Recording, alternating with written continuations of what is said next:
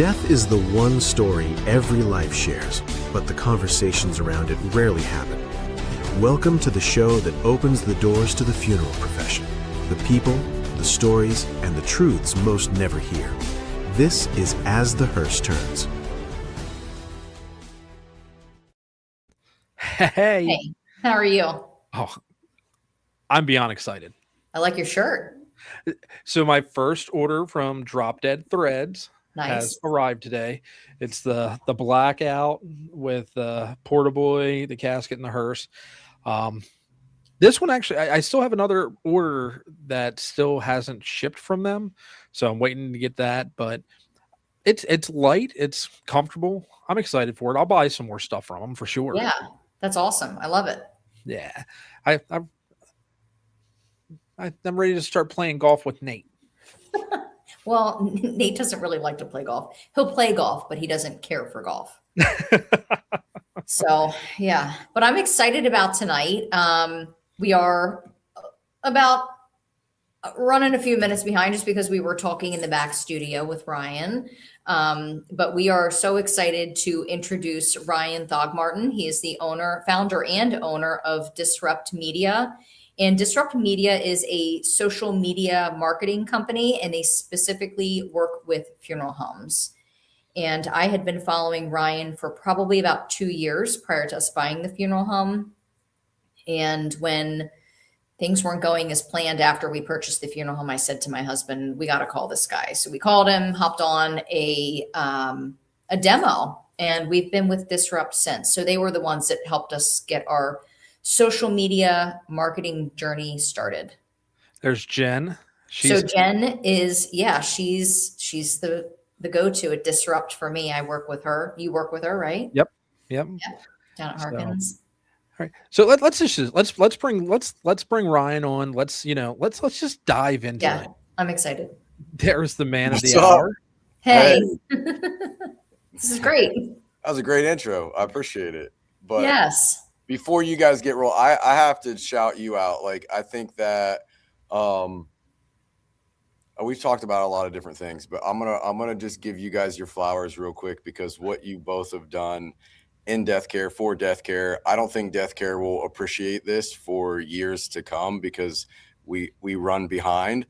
But I'll say this: the world does not need another funeral home. Period. They need funeral homes that don't act like funeral homes and meet consumers where consumers are at. They have conversations that funeral homes have never had before. They do it publicly.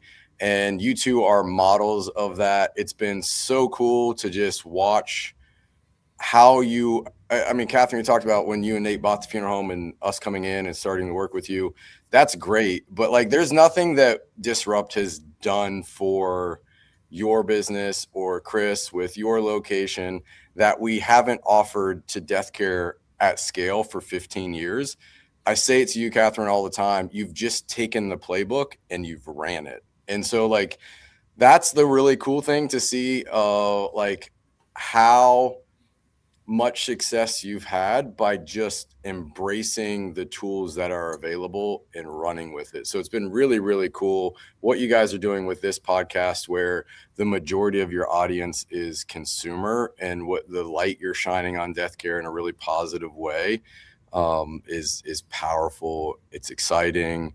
50,000 followers on just this one Facebook page. Let's not throw in your personal pages, the funeral home pages, all the other people that are sharing your content. So millions and millions of views. I won't steal that thunder as you talk about some of those things, but man, it's just been really cool. So props to the both of you. You deserve your flowers. So there they are. Thank you. Yeah, I think that's one of the biggest things. And I think that's one of the things I wanted to dive into is like, what do you see? Because with the demos that you provide, when people, reach out to Disrupt and say, hey, I'm interested in learning what you guys can do for my business, this, that, and the third, what do you see that conversion rate being? Is it higher than you would have anticipated, or is it lower because people are like, yeah, I don't want to put in the work? Yeah, let's go back to the beginning. I mean, we launched Disrupt really in 2011. And then I went full bore, 100% focused on death care in 2014. And we were the very first organization, agency, whatever you want to call us, to offer social media marketing and strategy differently than anybody had ever seen in death care to death care.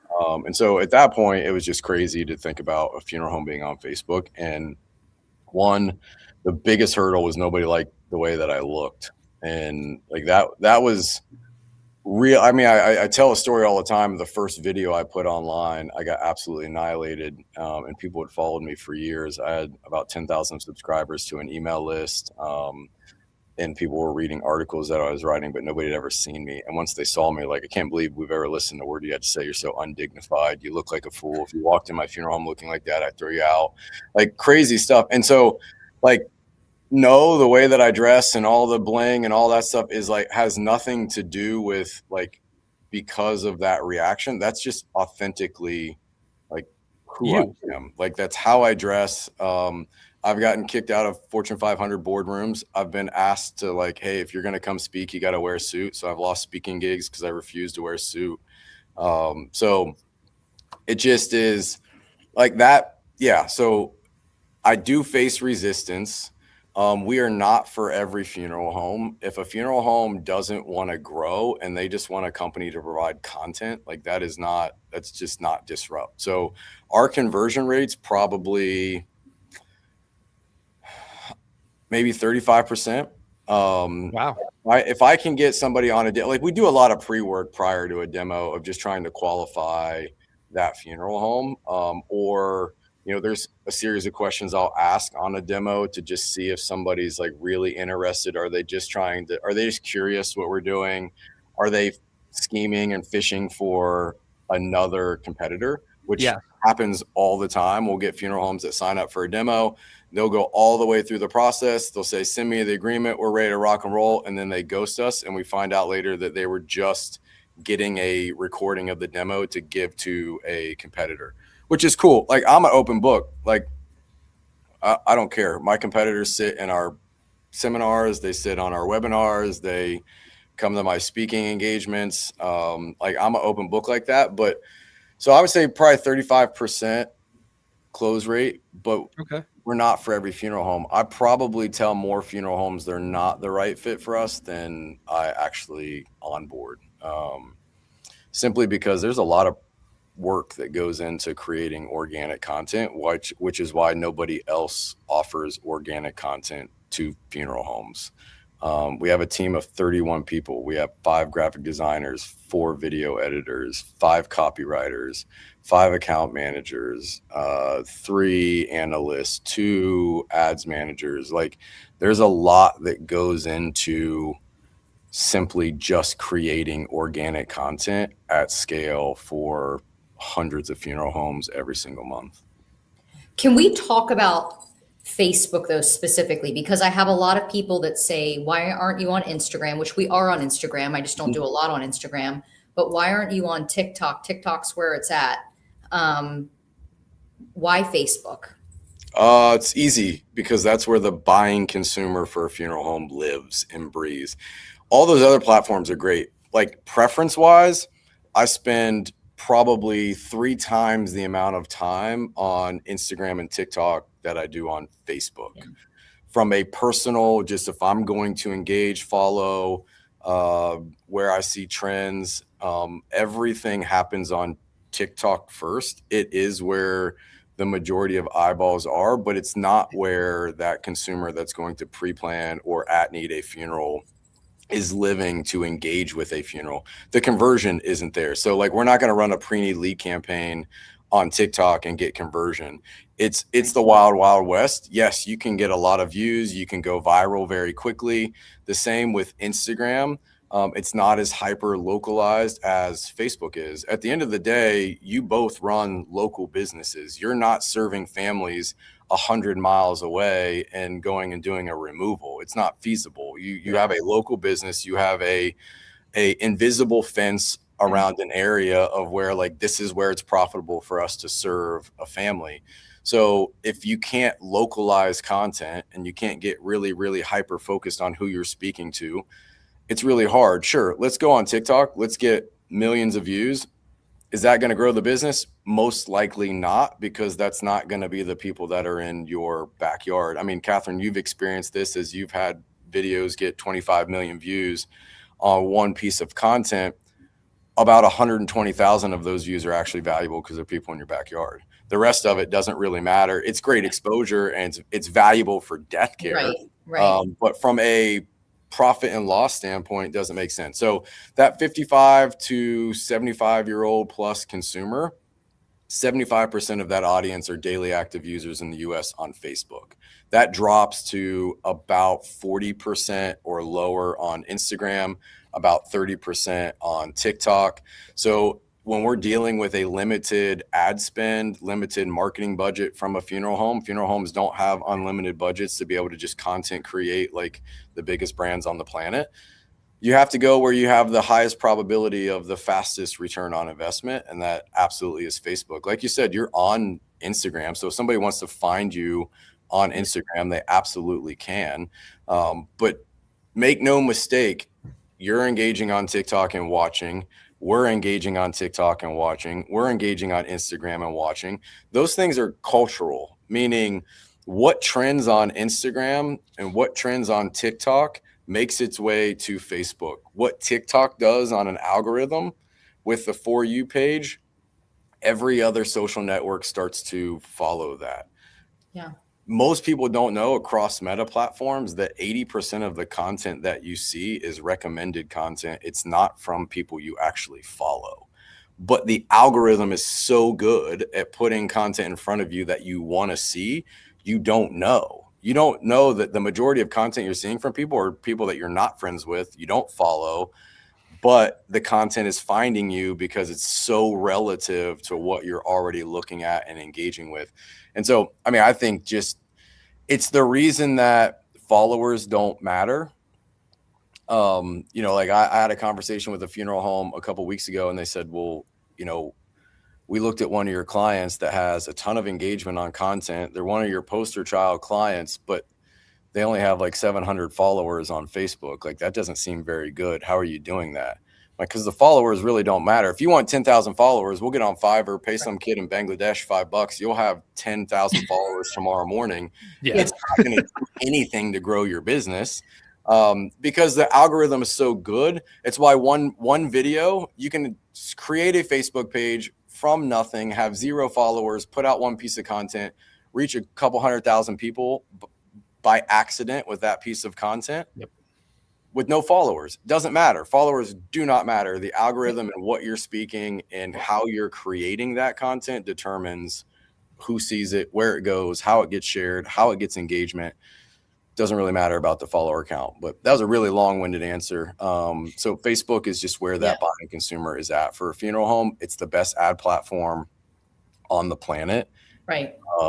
You can get hyper local. There's a lot of nuances around things that people don't understand. And most companies in death care that are running ads for funeral homes do not understand how the ad platform works.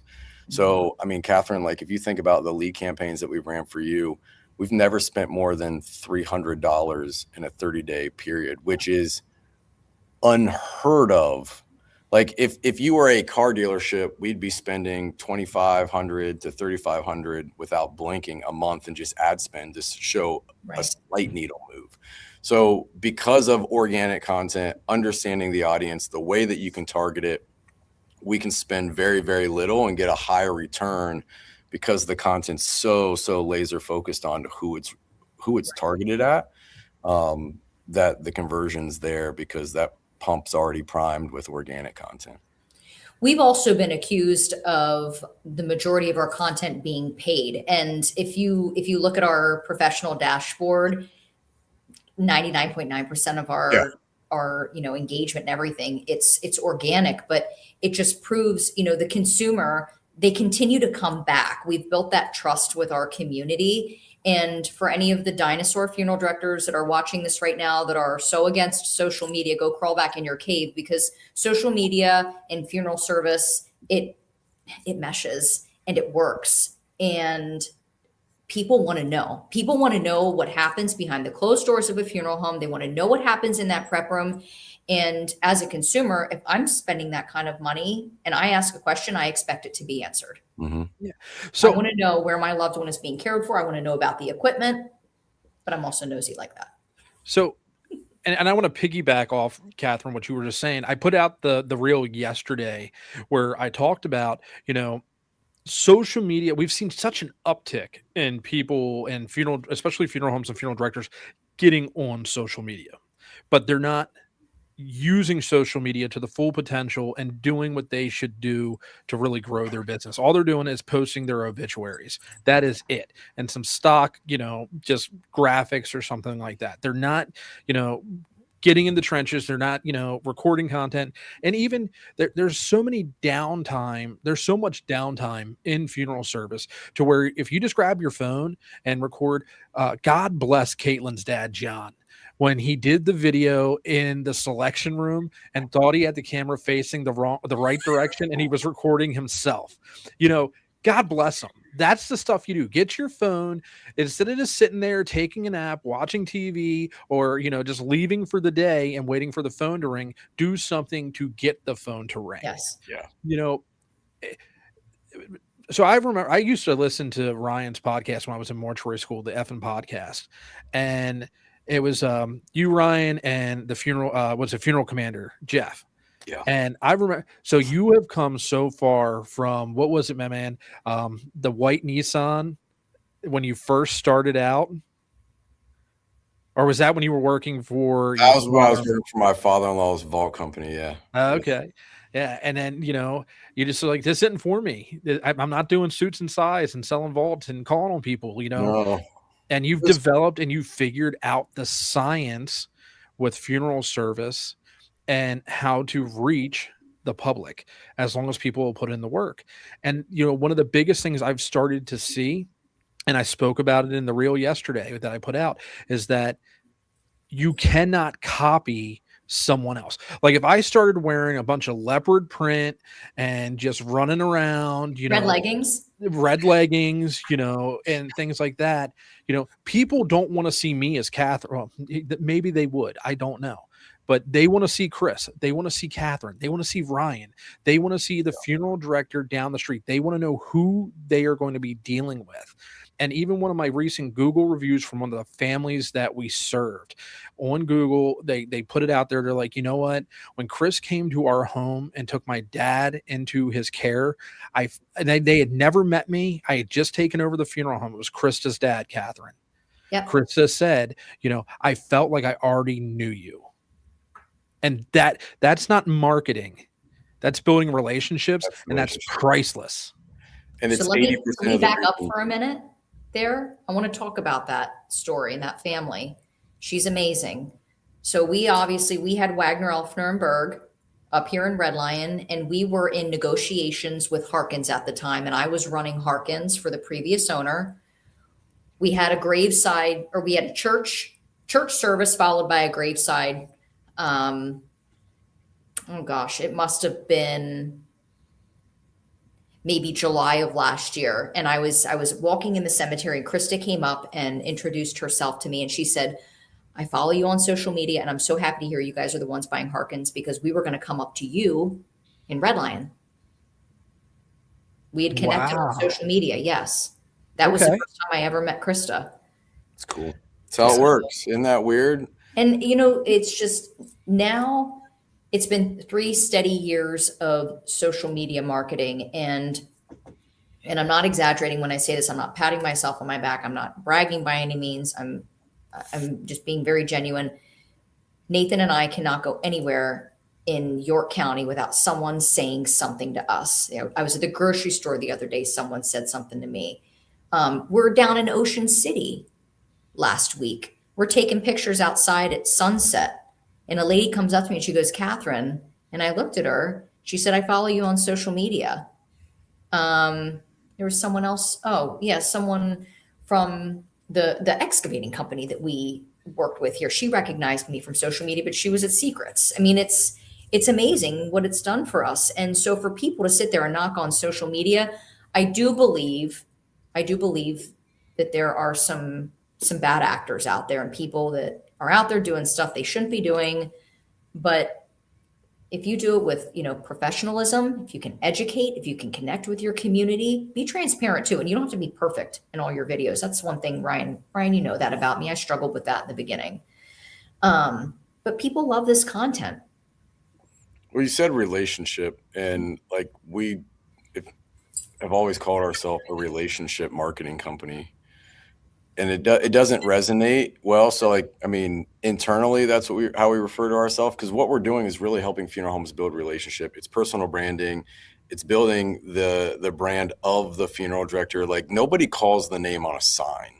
And I think that that's really, really important. It's the reason that, Chris, you can come into a location and that location immediately have success as you're building content, because people have now become aware of who you are, and they go, I like him, I don't like him. That's the other side of it. Like, there are going to be some people that are just like, yeah, I don't like that. Mm-hmm. But the majority of people want the relationship. They want the transparency. They want to know what you do, how you do it better than anybody else. I have 5 other options. Why should I choose you? And death care gets behind I call it the wall of dignity. And we say, that's not dignified. I'd never do that. That's not dignified. And we put it in taglines. I mean, I had a conversation with the funeral home the other day, and I talked about dignity. He's like, I mean, that's in our tagline. I said, great. Explain to me why it's there. What does it mean? Oh, man. And he's like, it just, I mean, I don't know. Compassionate care, dignified service. It sounded good. I'm like, what does it mean? Yeah. I said dignity. And when we use that word is, I'm really insecure about what you're doing because I would never do it. Therefore, it's not dignified. So when Katharine goes into the embalming room and shows, putting fluid into an embalming machine, well, I would never do that because my embalming room looks like absolute trash and I wouldn't want the consumer to see it. So therefore, you doing it's not dignified because I'm covering up my own insecurities of why I wouldn't want to do it. And I'm your competitor. And so I'm probably going to say everything you're doing is undignified because I don't have the gusto to turn on a camera and start talking to it because I'm uncomfortable doing that. So therefore, what you're doing is not dignified. Or maybe you're trying to cut corners. You don't want to 100% be seen. It's the absolute, like, death care does this to itself. Like, we're in a position of the consumer not trusting funeral directors because we've been operating in secrecy for so long. And so when funeral directors want to point fingers at you guys, and your biggest haters are not the consumer. And I think that's the underlying thing of this is like, those that don't want to embrace social the way that you have are like, well, it's because my community doesn't want that. Like, all of a sudden we become like God, and we know exactly what the consumer wants and doesn't want. And my consumer doesn't want that. And if I did that, they'd be turned off. I'm pretty sure 25 million views in a 90-day period says otherwise. Like, the consumer wants it. I just had a conversation with a casket company. You guys have used Titan for custom caskets, and we partnered and done some fun stuff with Titan. They have a red casket, a blue casket, a yellow casket, an actual real cherry red casket. No other casket company on the planet actually has a cherry red casket. And it's because the consumer doesn't want that. No, the casket companies never ask the consumer what they want. They ask funeral directors what they're willing to sell. And so now we have 27 variations of a brown and tan casket because that's what I'm comfortable selling as a funeral director. Therefore, the feedback I give the casket company is, I probably couldn't sell a red casket. You shouldn't make it. When the consumer is going, oh no, pick me. I want a red casket. I want a pink casket. I want a purple casket. So, I mean, I get passionate about this stuff because it's like, in my heart of hearts, the reason that we fight so hard for funeral homes to create organic content, video content, educate the consumer is because I fully believe if half of America, the funeral homes in the United States, created content this way, there would be a completely different perception of death care. And we wouldn't have to worry about all the things that we talk about and the death rate this, the death rate that, it wouldn't matter because consumers would see so much value in what funeral homes do that everybody would have a service regardless of disposition. Everybody would memorialize and use the funeral home to do it because the funeral home is going to provide the 97 answers to the questions that the consumer doesn't know when they go to the VFW to try to plan the memorial service themselves. Yeah. And if we just embrace this and took off this whole dignified blinders of like my insecurities, I want to go back to something you said, Chris, and then I'll shut up for a second. But you said just turning on the cell phone and talking to it. I would argue that the two of you have never created a piece of content, meaning rarely are you scripting out some, like we may have a conversation about how something could be shot, what's a different angle, or hey, I want to do this, what's the right way to do it so that like it's going to look good, we're going to be able to cut it right. But you're just documenting processes. You're not really creating content. When you're at your desk doing paperwork, which is 90% of how you spend a time with a family, you're not creating anything. You're just recording and documenting what the heck you're doing and then talking about it. And like, that's the stuff that the consumer, they love it. They love when you're unboxing a casket or an urn, or you're rearranging the slat wall, or you're cleaning an embalming table, or you're filling the embalming machine. You're cleaning the hearse, you're washing the hearse. Like you're doing things that just like, oh, wow, yeah, these are things that need to be done in a funeral home. I've never thought about that. Oh, you actually go out and pull weeds? That's wild. I thought you just sat on your high horse all day in your suit and tie and waited for somebody to die. Like there is this perception. 2013 Funeral Service Foundation did a study. 80% of consumers, when they hear the word funeral home or funeral director, think of something negative. I would venture to say that probably hasn't changed much in the last 13 years. Like the consumer still thinks of something negative because at scale, we haven't done anything to make them think any differently because there wants to tourniquet everybody that's doing something a little bit different. Yeah, it's you're doing something that you're going against the grain of the good old boy, network, that this is always how we've done it. We don't need to change. Things have been fine. But you know what? Those funeral directors, that mentality, those are the people that we are servicing. Those are the people that we are burying. The consumer has changed. And unless we as funeral directors and in the funeral profession itself as a whole doesn't change, we're going to die. People will not continue. A direct disposer is going to continue to grow because we're not educating. I said it yesterday again, is the funeral home down the street is not my competition. Mistrust is my competition. 100%. I saw a comment here. Now, this is from Hibiscus Funeral Service. I believe they're Tracy. I love Tracy. And she said, we've found here that the biggest critics is actually fellow industry peers, not the general public, but other funeral directors who have their opinion. This is a struggle at first for us, but now we feel the same. Go crawl back in your cave because we're seeing a difference from this in our community in such a short time, telling us in the street we love your videos. So we will continue. That's great. Absolutely. I'm going to go grab something. I got to show you. I have this hanging on my wall in my office. Like I got to go grab it and just show you because to that point, this is how I live. But Katharine, it boggles my mind when people get on here and say we're doing a disservice and we're not doing things to better. All we're doing is making the industry less professional.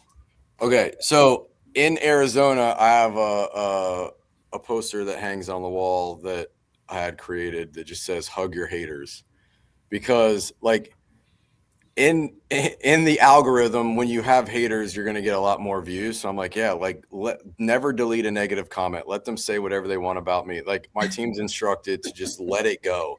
And there's some heinous things that get said about me, and I'm cool with it. But then I have a girl that worked for us made this. Like this is made up of a bunch of little like words of things that I've said from video content. but it just says, my haters become my elevators because God's got a plan. So I used to say that all the time. I'm like, man, haters are your elevators. Like, if somebody's hating on you, then you're doing something right. Mm-hmm. And, you know, I say emotion creates motion. When somebody's emotional about something, good or bad, they're going to, like, something's going to happen. There's motion. And so, like, hug your haters, man. Love them. Yes. In spite of, my daughter has a ministry called Room 38, and there's a Bible verse that is kind of the staple of that. And it's, he sets a table, he sets a place for me at the table in front of my enemies. And like, that's how I look at it, that like the haters are just, yeah, let them elevate you. Let them propel you. If they're hating on you, then you're doing something right, because it makes them feel massively uncomfortable. So keep writing. What works for you? And I'll never forget one of the first videos that we had that went viral, and it wasn't intentional. It was that video of me in the old prep room up at Berg, and I was moving the overhead lift across the room, and that video took off. And I remember texting you the one night, I'm like, it has, 120,000 views. This is crazy. And then a week later it had 1 million views. But when you get to that level of views, the video is pushed into the algorithm in front of people who typically wouldn't see your content. And with that comes negativity and criticism and nastiness from just mean, miserable people. And it took me a good solid 6 months to grow a backbone and to not let it bother me. But the video was shared in one of the Facebook groups that our profession has, and they just ripped me to shreds. Yeah. And ironically, a lot of the people in that group now follow Chris and I on As the Hearse Turns, or those people that said you shouldn't be doing this or questioning what we were doing. They're, oddly enough, now educating. Well, and they're buying our boat ride T-shirts from our merch shop. Yes. They're copying. You mentioned that like the copying thing. So I do want to address that, because it's like nothing that you're doing is proprietary, right? Every funeral home gets a body from A to Z. Most funeral homes do a lot of the same thing process wise. Like there's things that you have to do, but the authenticity of how you speak, how you create, the tone of how you speak, just the way that you pronunciate, the spaces that you put in between words, the cadence of how you, like, all of that plays a factor in how somebody engages with content. My bravado, when I open up a video and I'm loud and I'm in your face and I'm pointing at the camera, 50% of the audience immediately gets turned off. Like I know that, but I can't not talk with my hands. Like it would be real. I would probably just bounce around like this and it would look funny. So like the authenticity of how you create, you could take all of the scripts that you guys have from videos that you have created. We could rip the transcript of every single video. We could line 37 funeral directors up and say, okay, read this script, look at that camera, say these exact words, and it will massively underperform in the algorithm compared to your content, Chris, Katharine, your content, simply because it's you, it's the way that you deliver, it's the comfortableness that you have in front of a camera. I mean, let's be honest, Katharine, it took you 15 months before you had a video that actually just went boom, like blew up. And so I get calls consistently of, hey, I want to be the next Katharine. And I'm like, great, not going to happen. You can have success like Katharine has, but you will never be Katharine. You can create content the same way that Katharine does, and it can get 6 views. You have to find what works for you, your cadence. Now, there are themes of content that are going to work. We've got enough data, we've created enough content that, I mean, I spend hours and hours understanding how many words should be in a video, what the hook should be, how you should close a video, how do you storytell and hook somebody to the middle of the video? At what point does the algorithm push it out? So we need somebody to stick around for 20 seconds. Like there's a lot of data that goes into creating, and we know the themes. And if you talk about these things, you'll get more views. but it's never going to be the same as what Chris does, what Katharine does, what Caitlin does, what Michelle does, what Tim does, what Sarah does, like what all of these clients, everybody's got their own spice to how they create. And if your goal is like, I'm just going to buy Katharine's clothes, I'm going to get the same lipstick, I'm going to do my hair the same way, I'm going to wear the same earrings, I'm going to stand in the same position in the prep room, I'm going to get the same body dummy, I'm going to do, like, if I try to do that, one, I'm going to be so uncomfortable in the way that I create because it's not authentic to who I am. Yeah. And two, it's not going to work, period. I used to want to be Gary V. Like, the reason I started creating video content was Gary Vaynerchuk. I followed Gary Vaynerchuk when it was Wine Library TV, before he had an agency. Like, he was doing the things of, like, when I envisioned what I was going to do entrepreneurial wise in death care, it was like, man, that guy's got something with this Wine Library TV thing. And I started following him. But there became a point where it was like, I want to be the Gary V of death care. That was when the views on my videos completely dropped. We weren't signing clients as fast. I wasn't authentic to who I was. I was basing everything off of, oh, Gary said this, how can I flip this to resonate with death care? Doesn't work that way. Like, I have to be me. And you know what? There's somebody who's going to come beyond me and they're going to create content better than I create content. I'm not the best content creator. Like, I don't script things out. I yap a lot. Nothing's ever planned. I just turn a camera on when somebody's available and I start having a conversation. Sometimes it works, sometimes it doesn't. But authentically, that works for me. If I tried to script everything and use a teleprompter, it's going to feel really unnatural, and you're going to be able to tell that I'm not talking the way that I normally talk, and it's going to feel polished and unauthentic. And so, like, that copycat, like, mentality that exists of like, hey, I don't need anybody to help me with this. I'm just going to watch Katharine. I'm just going to watch Caitlin. I'm going to watch Dan the Funeral Man and do my own fashion show. I don't need anybody to help me with this. It's not going to work. You can go in short sprints and have a little bit of success, but you're not going to be able to sustain being somebody else.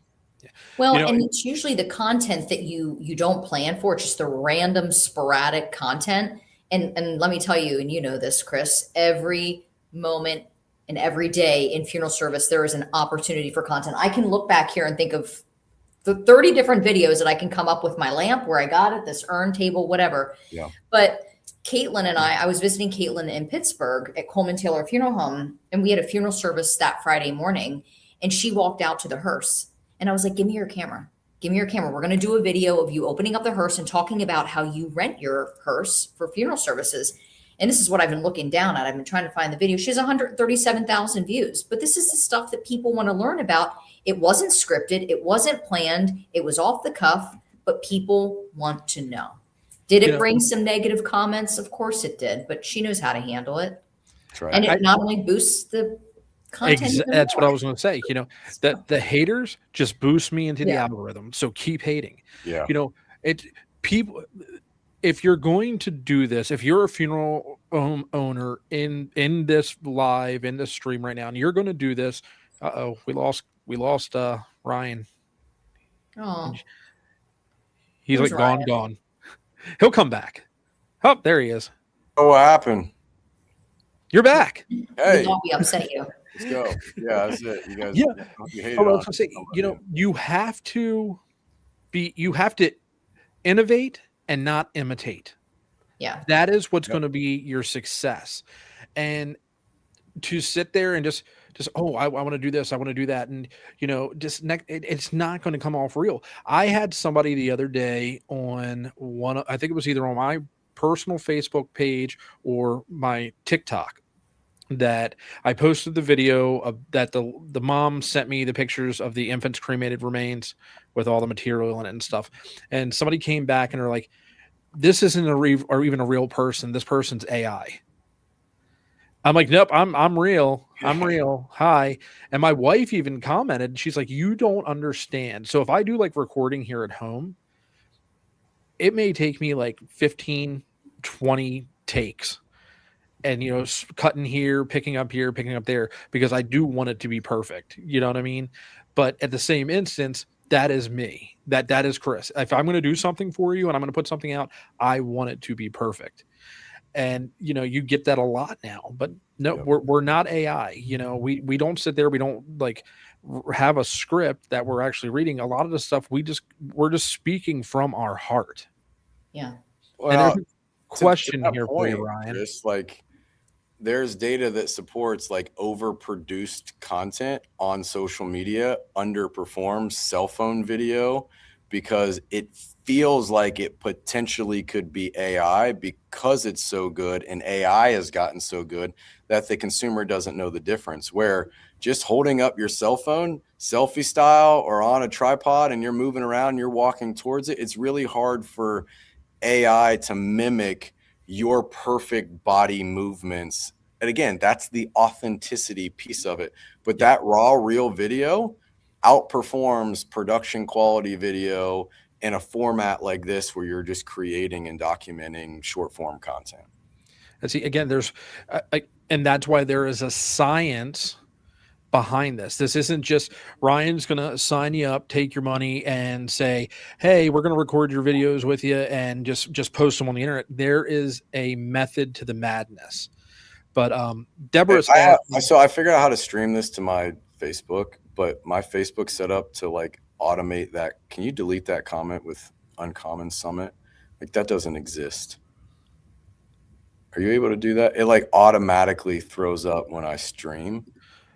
I haven't taken it down. No, because that's from your okay. Yeah. Now you can delete it from the thread. My bad. You want me to talk about my Off-White, huh? The Miss Deborah here asked, "Hey, I love the Off-White T-shirt. Can you elaborate on it?" Yeah. So I love fashion, and I like street culture fashion, and I like designer. So we'll go there. So Off-White is a designer brand. It was created by a man named Virgil Abloh.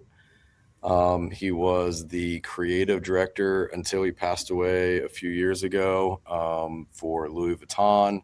So when Louis Vuitton switched from having all just brown and tan, neutral colors, and they came out with their first line of bright colors, that was Virgil.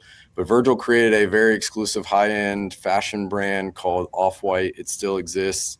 And his goal was to create a very expensive clothing brand that most people, which was his target audience, was more street culture, couldn't afford, because he wanted to drive people to create their own.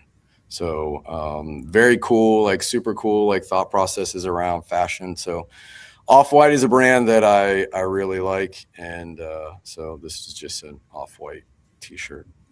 Nice. That's great. Now the question is, what kind of shoes are you wearing tonight, Ryan? Actually have Off-White shoes. Off-White brand. Off-White when you see it, because all Off-White has tags on it. Whether they're leather, plastic, Off-White shoes come with these tags. A lot of times you can't take them off. This pair is a leather tag that you can take off, but that's how you know. Now, were you rocking those during the unconference? I had a Off-White pair that were Swarovski crystal. The entire shoe Swarovski crystal. So I love fashion. I have a shoe wall in my bedroom that holds about 200 sneakers. You have a problem. I do have a problem. I blame COVID. During lockdown or whatever, I started flipping sneakers.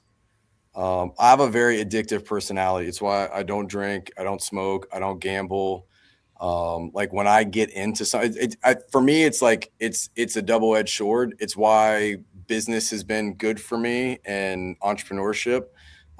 It's why we're a niche of death care. When I get into something, I'm just going to go all the way into it. So when I got really into sneakers and fashion, I got into bots, and so during COVID, I was buying and flipping sneakers, and I had a whole brand, and I was just kind of doing it in the middle of the night when I couldn't sleep, because have anxiety and worried about what's going to happen to the business, what's going to happen if everything's shut down forever. Like, all the things that everybody thought about as business owners, like how does this affect revenue? How do we evolve? How do we go from a in-house 31 person creative agency to everybody being remote, and what's that look like? So when I couldn't sleep, I started flipping sneakers. And so I have a ton of sneakers that now it's cool because for me, like my life mission, I have a number in my head. I'm not going to say it on live of what I would like to be able to give away in 1 year, money wise, anonymously, and nobody know it. Like Oprah level stuff where it's just like somebody gets a house because they need a house and they don't know where it came from. So for me now, the sneakers have become like, I find young adults, kids that love sneakers that are my size that can't go out and buy a $1,500 pair of shoes. So they get sneakers now when they're at our house. So it's really cool to be able to bless like youth group kids. And like we have a ministry run out of our house on Monday nights called Room 38. My daughter leads, and it's about 80 people, mostly young adults, 20 to 35. And it's cool to be able to like, hey, you got any kids in your youth group that need sneakers? Great. Go pick out like 15 pair and just take them to youth group and give them away. And so like, that's kind of the sneaker game for me now. I don't sell sneakers anymore. It was a whole lot of work to make $25. Wasn't fun, but it was fun to collect. So you're making me cry over here. Love fashion. This won't make you cry. I love Louis Vuitton. So like, I got to make room for more Louis Vuitton sneakers and Off-White. So there, how about that? That's awesome. So what do you to go back to the profession here a little bit, what do you see? And Katharine, you've been doing this longer. Putting your face out there in social media. When I first started, literally it was just a text post and a picture of my coffee mug every single day, every single morning. That's how I started my, engagement on social media. That was your thing that you found. It was like your thing that worked for you. Yeah. And that's the thing with social media. You got to find your thing. Yeah. Right. And then, talking more and, starting with you and Nate and down at Harkins, it's like, okay, now it's time to start, you really have to have thick skin. You have to have thick skin. You have to be able to understand that there's going to be criticism like you talked about, and, put yourself out there. You become vulnerable, and it's, we literally are opening up our lives, not just our business, but our lives, our family, to the public. And I don't think I think people are, I don't know if that's where a lot of the mentality of funeral directors, and Ryan, you can chime in, to say that, that's not what we should be doing. Maybe it should just be, you need to pre-plan because it's going to do this and do that. It's not showing merchandise. It's not showing the trocar. Like we got criticized. I got criticized the other day for the trocar video on As the Hearse Turns, where the lady was a funeral director. And she's like, there are just things that are sacred and shouldn't be, there's too much sharing. You're doing a disservice. I don't know, Katharine, I have a lot of thoughts on this, but funeral. Well, I 100% disagree with that. Yeah, so 2 examples. I remember when it was over Thanksgiving week last year. We were in the hospital with my dad. Very scary. And we got a death call, and I answered the phone.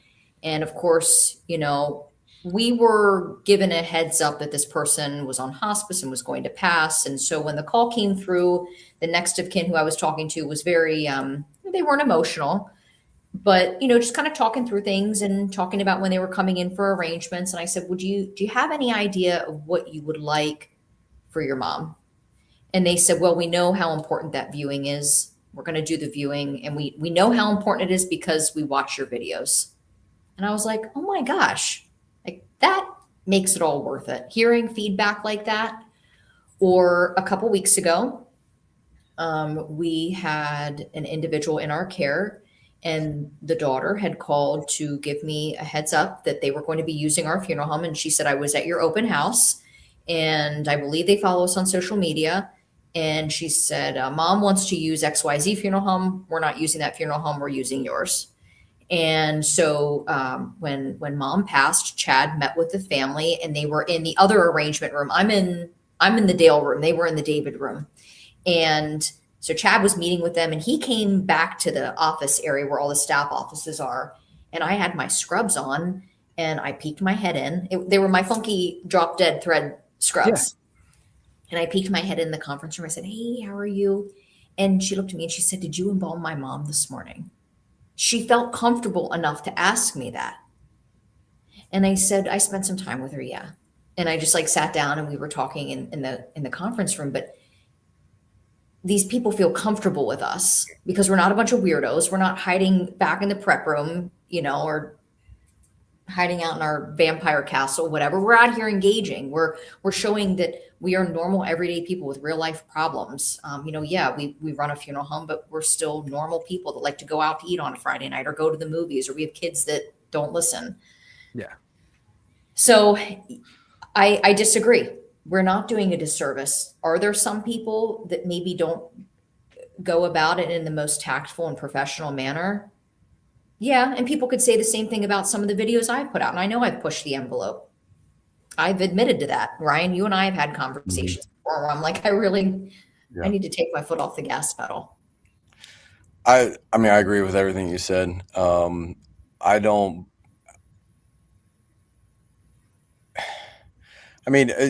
let's just use data for perspective.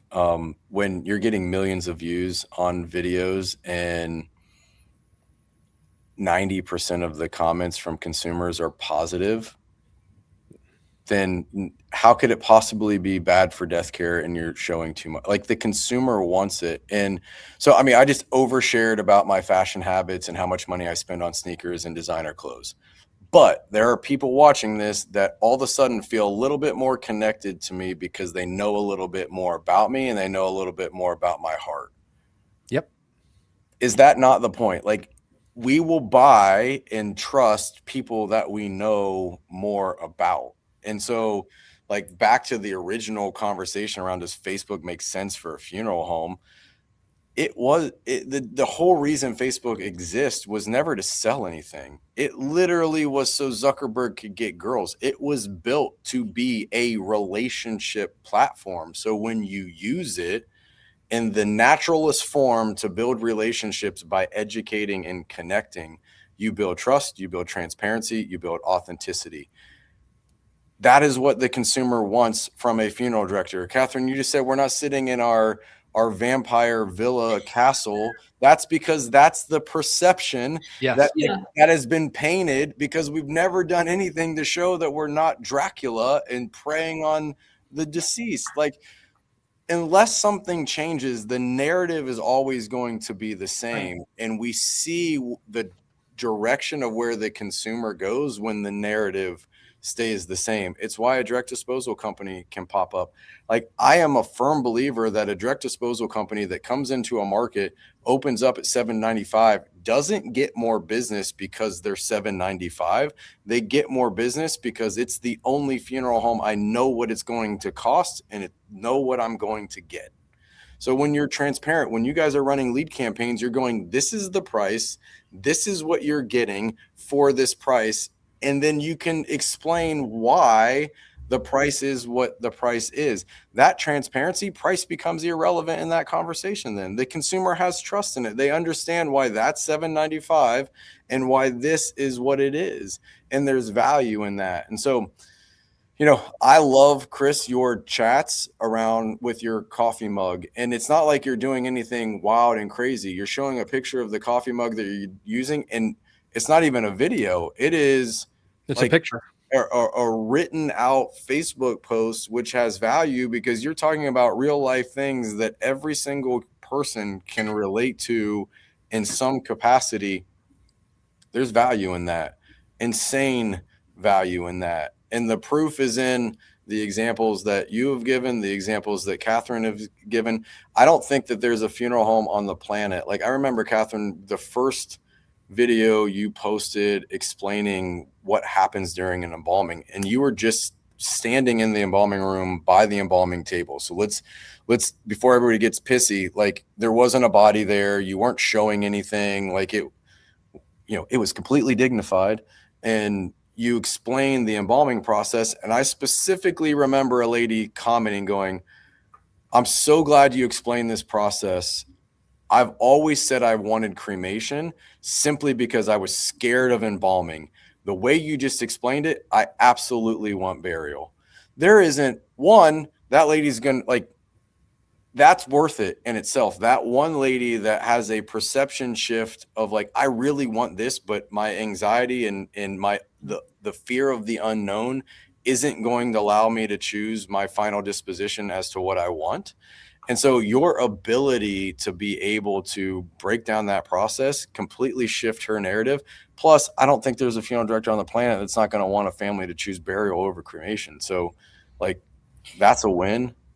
So I just totally lost my train of thought. Oh, one of the comments that I see over and over and over on our page is, thank you so much for explaining this. I was so fearful of what happened at a funeral home before I saw this video. We get that all the time. Yeah. All the time. Yeah, so just making people comfortable, putting people at ease, and again, it's knowing that they can trust us with their loved one, establishing that, and that's why you really have to think outside the box, because what we want to set ourselves apart from every other funeral home. And, that's one of the things that I remember, and I'm curious to see if Ryan remembers this. Hopefully, the company that did this doesn't copyright infringe or get ticked off on me. You like this? Okay, so that guy, pause real quick. Eli, I got to shout out Eli. Eli worked for us. He started working for me when he was 17 years old. He is now a Christian recording artist in Nashville, still writes the Friday funeral fast wrap email that we send out every Friday through Connecting Directors. But he actually wrote this song, and he's a Nashville Christian recording artist now. So Eli Gable, go stream his music, go buy his music. Absolutely wonderful human being. Oh, sorry, go ahead. And Ryan, was this a client that you were doing this for? Okay. Yes, this was a client. Hearse down every road. I got calls galore. My hearse is always packed. My schedule's booked to match. You can check the obits. There's no death I didn't catch. Pre-needs on a lift. Other homes are taking hits. Calling up Mercedes. Say I need a brand new whip. Competition ain't got nothing. No, they ain't got nothing. Competition ain't got nothing. Oh, no, they ain't got nothing. My sales are a sensation. Pre-need and cremation. Using social media for public relation. My ads are driving leads. You wish you were me. I'm gaining all my market share from a Facebook feed. Competition ain't got. So I just thought that would be cool to show, because again, that's really, what you guys push us to do is to think outside the box, to open ourselves up, and to become vulnerable to where people see the real us. Yeah, that was fun. That needs to be redone because we could do a lot better job. That was probably, I don't know, maybe almost 9-10 years ago. It's posted to Disrupt's YouTube channel 7 years ago. 7 years. Oh gosh. Out of Columbus. Yeah. American Coattails was a client of ours, and we were both at the Ohio Funeral Director Convention. So we pitched the idea to do a music video, and they are like, yeah, sure, let's do it. Yeah. And I that's where I wonder. Katharine, you're on mute. Sorry. I had a blonde moment. How many people do we have on right now? I'm showing 79. 98 between all channels. How many? 98 between YouTube and all of our Facebooks. Okay. So I'd like to kind of gauge how many funeral professionals we have in right now. So if you're a funeral professional, whether you're a director, if you do transfers at a funeral home, if you work at a funeral home, you're an apprentice, maybe you're a student. If you're in funeral service. And that was something I was going to ask why people are trying to, either put it in the comments, and I'll turn the comments on so we can start seeing them here. Right. What if someone, their firm doesn't want to take the step. The firm doesn't want to sign up. Have you ever worked directly with just a funeral director to brand their self? No, I mean, here's what we would do. And I get pre-need people, like this happens with pre-need salespeople all the time. They're like, hey, I want to build my personal brand as a pre-need salesperson. I work for these 5 funeral homes. They're not going to give me the money to do it. I mean, there's cost in editors and, all the things that we do, obviously. So most of the time for an individual funeral director, it's not feasible for them to work with us and us run Facebook ads for leads or anything like that. However, what I'll do is I'll spend an hour on the phone with you and like walk you through, like, how could you just start creating content? Like, what does that look like for you as the individual?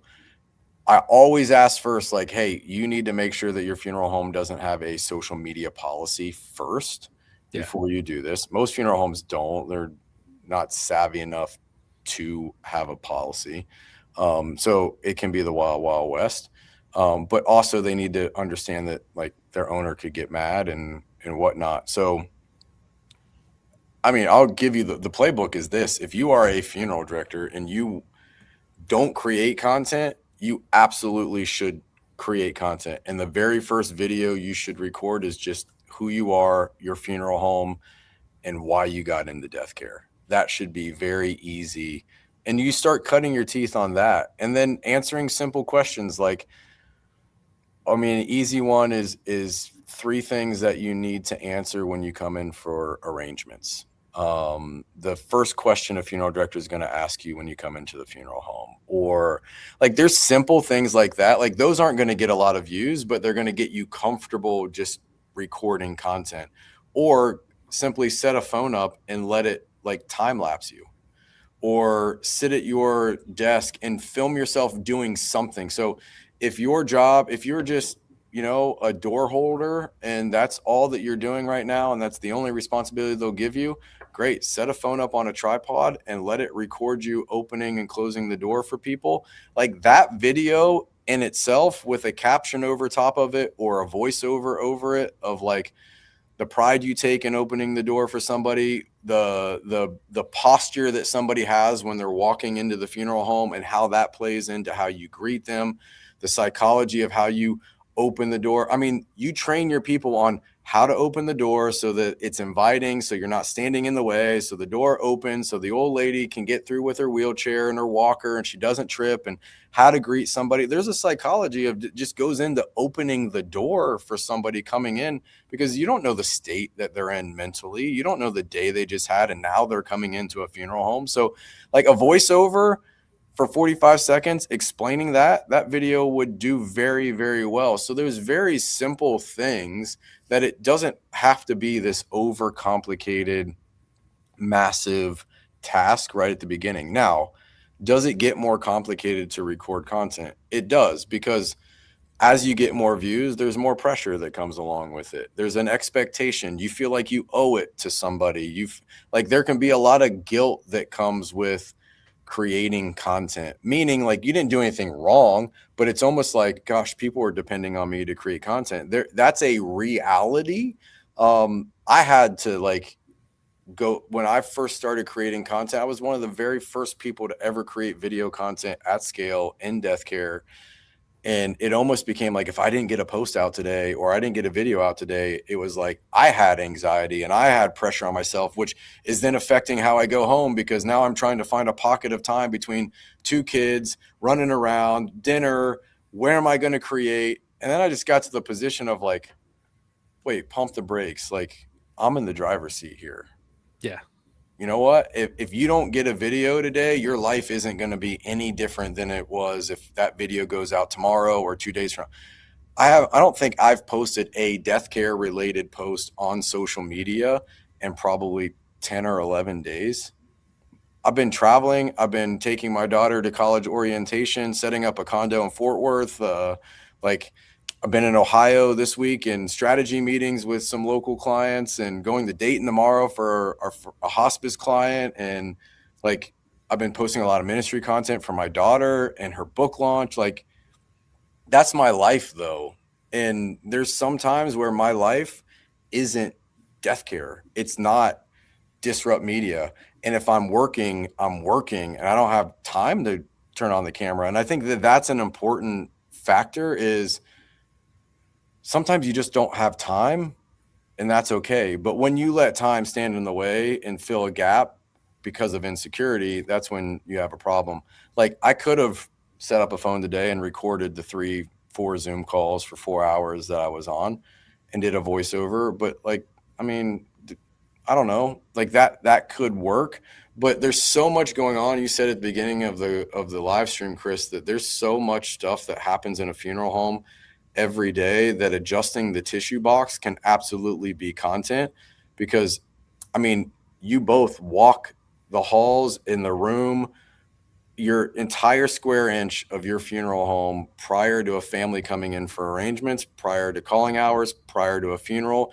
You're making sure that every tissue is properly fluffed coming out of the box. Every flower and every arrangement is perfect. Every stand is perfect. The casket's centered. The chairs are perfectly aligned. Like, there is so much detail that the consumer doesn't understand and never sees, that you're doing repetitively, like clockwork. It's muscle memory, but you're doing it.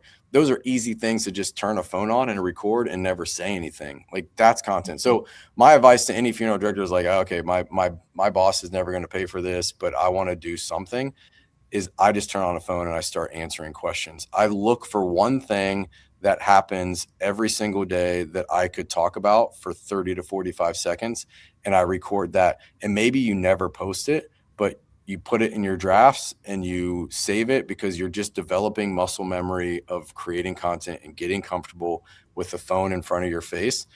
If you can get over the fear of the phone being in your face, nothing's off limits. Yep. Yeah, you do get over it with, repetition. It's like riding a bike.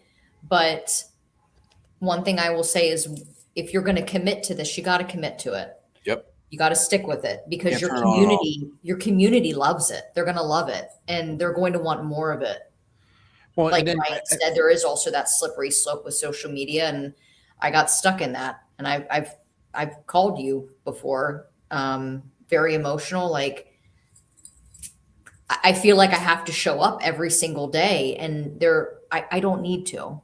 If I go a day or two without posting, it's okay. But I also really have come to enjoy it. And I love the community that we have built on social media. But not only that, literally everyone who comes through our doors now and sits down in our arrangement room, this is not an exaggeration. We watch your content. We love your content. We love learning about your staff. How's Max? We had Max at an open house a couple weeks ago, and people walked in. They're like, "Hey, Max."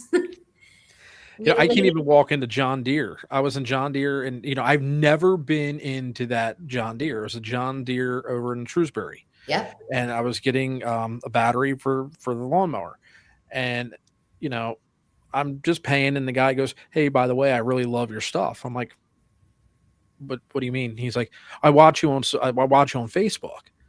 And, my wife was like the other day, she's like, "Man, you can't do anything stupid anymore. You can't lose your temper on somebody in public or anything like that. Everybody knows you." That's right. I'm like, you know what? That's not a bad thing.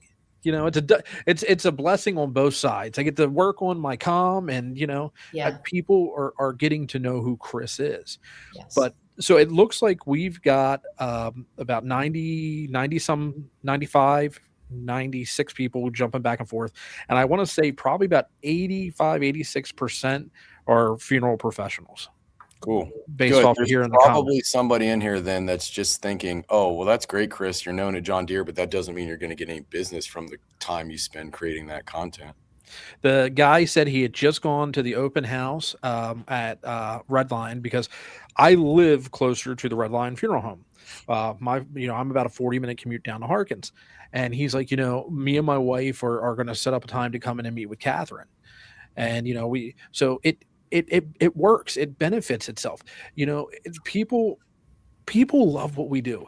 And there are, so where that store is located, there's another funeral home, maybe, what would you say, Katharine, mile and a half down the road? Maybe. In New Freedom. Okay. Yes. Yeah. So, and we are farther away. So people are passing the competition to find us. Yeah. Well, you know, and it works.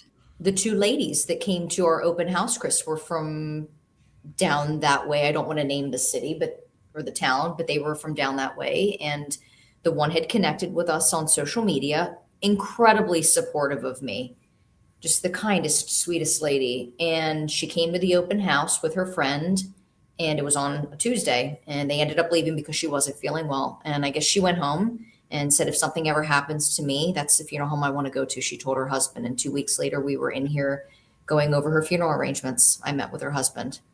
I remember that. Yeah, that gives me chills like that. Yeah. So social media, it works. We have proof that it works. So let's talk about pre-need a little bit, and I'll be open and transparent here. George has had a busy day. George Simmons. Did you see that comment? You got that right. Had a visitation with a memorial service, 3 death calls, answering the phones, getting a lady prepped and in the casket today with only me and an embalmer funeral director. Yeah. So yeah, there's quite a few people here that are in funeral service, and a lot of content in that day, George. Yeah. Yes, exactly. So when we bought our funeral home, May 16th of 2023, that funeral home typically, for the time that I had been there, every year we were serving around 100 families a year. But back in the 90s, our funeral home was a place to go. We were serving upwards of 280 families a year, from what I was told. Now, of course, I was in elementary school at that time. But we bought the funeral home, and in 2023, deaths were down. Deaths are still down, according to CDC. What are we looking at? Everybody. Like everybody's saying the death rate is down. Okay. 36%. So many of the people, of course, that had died during COVID would be, passing now, or 2023 when we bought the funeral home. And so we're nearing the end of 23. And actually, when we bought the funeral home in May, the previous owner had only served like 23 families, which was really scary. And I said to Nathan, it was, I don't know, Ryan, in October or November, I said to Nate, I've been watching this guy on social media. His name's Ryan. He owns this marketing company. Let's just meet with him and see what his thoughts are and what he can do, because this is scary. We have loans. We have a business that we have to pay for. And like, basically, what the hell did we do? Why did we buy this funeral home? And so we met with Ryan. He gave us, pricing. He said, here's how this is going to work. This is what we're going to do. And here's what I need from you. And we did it, and did that through 24. So we served 81 families in 2023. In 2024, we served, it was 117 families. So we increased our call volume by 44% by doing content and getting out and doing all the stuff that some of these funeral directors hate to see on the internet, that doesn't work. And then towards the end of 24, Ryan, you were really on me about doing this lead campaign. Yeah. Like lead campaign, Schmeed campaign, whatever. And so I said, well, okay, tell me more about this lead campaign. What is it? And Ryan said, you do 2 videos. One video, maybe you talk about cremation. One video, you talk about traditional burial. And if you want, offer packages. And if you want to discount them and put it out there and see what happens. So just to put things into perspective, when we bought our funeral home, it came with 2.1 million in pre-need, which seems like a lot. So we ran this lead campaign for 3 months online. I had a direct cremation package that was slightly discounted, and I had a traditional burial package that was slightly discounted. It was extremely successful for 3 months. And we thought, well, let's run with some mailers for 3 months. So we did mailers for 3 months. And in 6 months, I don't know the exact number, but I know it was over 800,000 in pre-need is what we sold in pre-need. And we ended up doing a little over $1 million last year in pre-need. Yeah. I mean, heck, even looking at Harkins, we did the pre-need Memorial Day thing. I mean, we only did that over like 3 weeks. It was successful though, and then you had people bugging you. Are you going to do it again? And we just relaunched it again. I just sent everything to Jen and stuff like that, so we could start putting stuff together and getting some lead stuff put out. But I think it was like 120,000 in 4 weeks just in pre-need. Yeah. Can I throw some context on the backside of that from a social media, to I don't want to cut you off, but I do want to. Yeah, you're good. So finish your thought, but I want to throw some tactic on the back end of why you see success with that. And I was really surprised because at first it was just like one of those things, I feel like if you explaining, the first year with just you, Nate, and Dakota, I feel like we're living deja vu through Harkins. Yeah. Really, it really does feel like that. But I think we're starting to gain traction. We're starting to gain leadway, and people are starting to welcome me and stuff like that. And that's going to take time. And we're just going to put the time in, and we're going to still be there for the community. But there is value, folks, in the pre-need aspect of social media marketing. If you do it the right way, it's not just you're going to put a graphic up and call it a day. It's having conversations about it. It's generating your own content and putting it out to the consumer. But yeah, so go ahead, Ryan. What's the science? Well, I think that historically, let's just look at how pre-needs ran with a funeral home historically. It's, hey, let's pick a zip code, let's drop mail. We hope that mail hits the right person. We've partnered with different pre-need companies in the past, more so they want to try to figure out how we do it. But a mail drop would typically get back maybe 1% of what was sent out.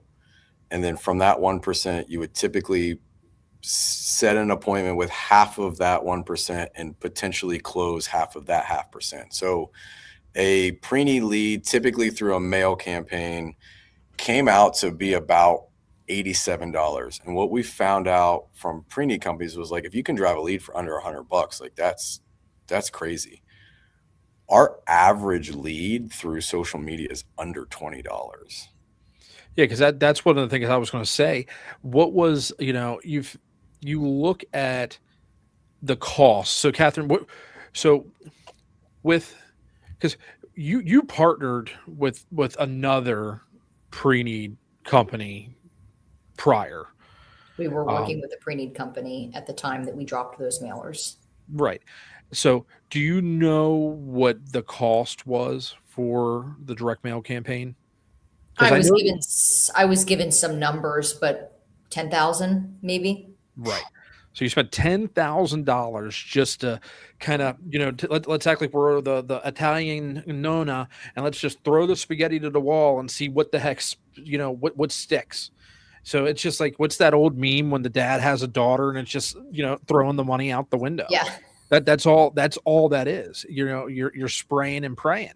Where what I like about this is when we ran our campaign over Memorial Day with Jen, she's like, give me the zip codes that you want to target. So like this new campaign too that we just sent out, I gave her a list of the zip codes where I want to target. And I believe, Ryan, now correct me if I'm wrong, you guys can even target down to age demographics. Yeah, that's okay. Here's the science of it. So it's historic. Let's just look, most funeral homes that partner with a pre-need company are running some sort of paid campaign inside of Facebook. And it is, hey, we're going to give you social media content for free. It's going to be automated, generic, Monday Matters, Mindset Monday, bullcrap. Hey, here's a generic graphic of an old white hair couple in an arrangement room with a sad quote over top of it. And they think a Helen Keller quote, somebody's going to be like, man, that's a great Helen Keller quote. That's the funeral home I want my family to. It doesn't work like that. I love when you say that. they'll run paid campaigns that are for a green burial guide or a pre-need guide or, you know, whatever, and call those leads. Now, maybe an email address to a call center and a phone number is a lead. I'm more interested in somebody going, okay, I already follow you. I've already gone to your website. I've engaged with content multiple times in the last 90 days. Now you're showing me a lead campaign that shows me the price, the package, what's included for that price. All I have to do is fill out the form, and I have all the information I need to already decide that this is something that I want to do, because you've already educated me on the value of pre-need, like all of those things. So that's why the organic content is so valuable. So let's look at, Katharine, are you okay with me sharing what you spent total with Disrupt in 2025? Yeah. Okay, so you're in our video package, you spent $24,740 on social media with Disrupt in 2025. You increase call volume at need by whatever, pre-need 1,060,000 in pre-need, some odd. You said from that direct mail or from that social media campaign, we did 750,000 in pre-need from that campaign in that 3-month period. Was it 750,000 in 3 months? That's what you told me. It was actually a little less. We ran that campaign for 87 days. I think you had 130 contracts from that campaign. It was 137 contracts. I know that. So we spent on that campaign. We did put paid money behind that lead campaign because that's how you target it. $880 out, and that's included in the $24,740 that you spent in all of 25. Right. So the upside of that one campaign for $880 is absolutely absurd, but it only works like that when you have you prime the pump. So Chris, with your campaign, we're going, like, not only, this is the secret sauce. So everybody steal, every pre-need company that's watching, or if you're working with a pre-need company, tell them to stop running the dumb download the guide. Those never close. They're just filling a call center. They're going to call those people, more so bug those people until they either die or say, never call me again. So if that's how you want your funeral home represented on a very, very cold, at best curious lead, great. What we would do is we would prime the pump with organic content, build an audience of consumer. In the back end of Facebook, we can go, okay, Facebook is looking at brand awareness. Brand awareness to Facebook is not how aware people are of the brand. It is, if something happens to that consumer and they need that service, how likely are they to use that funeral home based on how they buy products and engage with brands on Facebook already. So when I swipe a credit card and I buy this camera battery, Facebook knows that they showed me an ad for this Sony camera battery. Whether I clicked the ad and bought it, or I went offline and I bought it somewhere else in a store, on another website from Sony Direct, Facebook buys credit card transactions in real time. They match them with your profile. So they know how you engage and buy from brands on Facebook. So they can say, based on buying patterns of this consumer, out of your audience of people engaging, here's a number that are most likely, if something happened, they're going to use your funeral home. So when we run a lead campaign, we're only targeting that number of people. So why is organic content so valuable? Because it builds that number. That consumers had to engage with your content more than 3 times in 90 days. Now, Facebook has awareness and they understand the science of the consumer. That's why when you get more than 10 seconds of a view on a video, Facebook will pump it in the algorithm. When you get 30 seconds, it goes a little bit further in the algorithm, because trust is built in the first 10 seconds. So if someone's consistently watching 10 seconds or more of a video, now there's repetitiveness. There's a whole science of how just that number of brand awareness is built. Then we'll go, okay, Chris, now give us an email list, give us cell phone numbers, give us zip codes, and we go, okay, Facebook, these are the people that are already in the pipeline. They've already raised their hand. They've already subscribed to an email list with us. Like, they want our content. They have to be this age. They have to like things related to end of life planning, hospice care, senior, we put them so close to end of life where like it makes so much sense for them to engage with you because they find value in what you do already. Right. And then now when we put that in front of them, we spend very little. Like we only spend $300 a month on a lead campaign. So with your 87-day campaign, Katharine, we spent $880 on that campaign to a very, very pinpoint specific consumer. Now we can expand that and we can go, okay, Facebook, there's that audience. Give me an identical audience of consumer that's never engaged with our funeral home. And let's put content in front of them that just gets them into the funnel. And then we retarget them with that campaign after 90 days. And we're going to do that once I become licensed. And there's such a gotta get my wig. high close rate. So, I mean, you think about the leads that you drove, like your close rate, our data says that when we drive a lead, there's a 40% close rate if you follow up within 24 hours of that lead coming through. And it was, I mean, that was nuts. I remember the phones ringing. We're getting inquiries through email. You know, it was just go, go, go, go, go. And then at the very end, when we did our calculations, we're like, what happened? Yeah, it's great. It works, but it wouldn't have worked had you not you hadn't committed to the organic content. Like if a funeral home hires us and day one says, okay, let's run a lead campaign, we're going to get zero conversion because now you're like a direct mail campaign. You're just bugging them. There's no like hand raise. There's no already awareness. There's no priming of the pump. Like it is when you have the relationship, you have the trust and transparency. All you're doing now is getting them to the bottom of the funnel faster.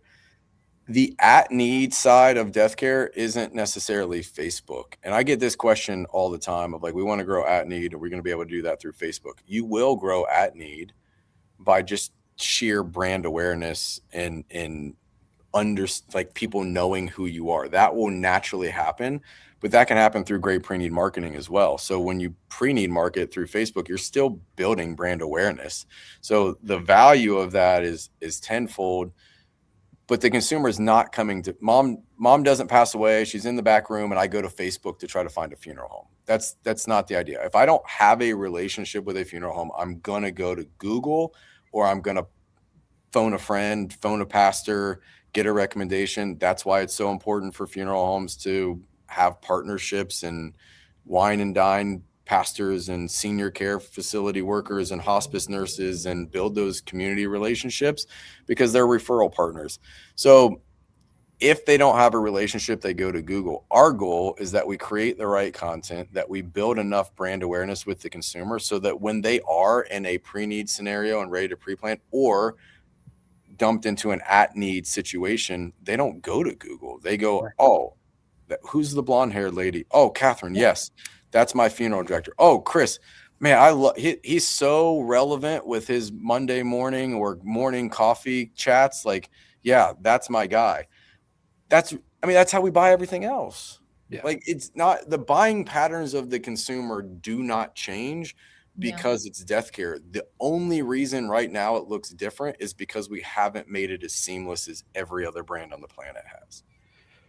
So do you see when we have those folks that are like, well, Ryan, you know, I appreciate what you're saying, but you know, man, I'm not putting my price out there. It's crazy. We charge $21.95 a month for our video package. That includes $300 a month in Facebook ads. Our entry-level package, $1,695. If you have multiple rooftops and you want us to be your fractional CMO, it's $5,195 a month. We do a la carte for direct mail. It's $150 an hour to design direct mail campaign, $150 an hour to design billboard campaigns. We'll come in and do television production. Not going to do that for less than $10K. We'll spend 2 days. We'll script it out. It'll be $4K. The more you know about something, the more likely you are to buy it. Yep. If you cannot justify your price, you should stop charging people anything. And you should just shut down your business. And price in every consumer survey that's ever been done in death care, price is like 5 or 6 down on the list of why a family chooses a funeral home. I will pay more if I believe you and I trust you. Again, I believe the reason that a direct disposal company can open up and tomorrow start getting business is not because everybody wants a $7.95 pick mom up, drop her off 3 days later in a black container service. It's because I know exactly what I'm getting for $795. Yep. Period.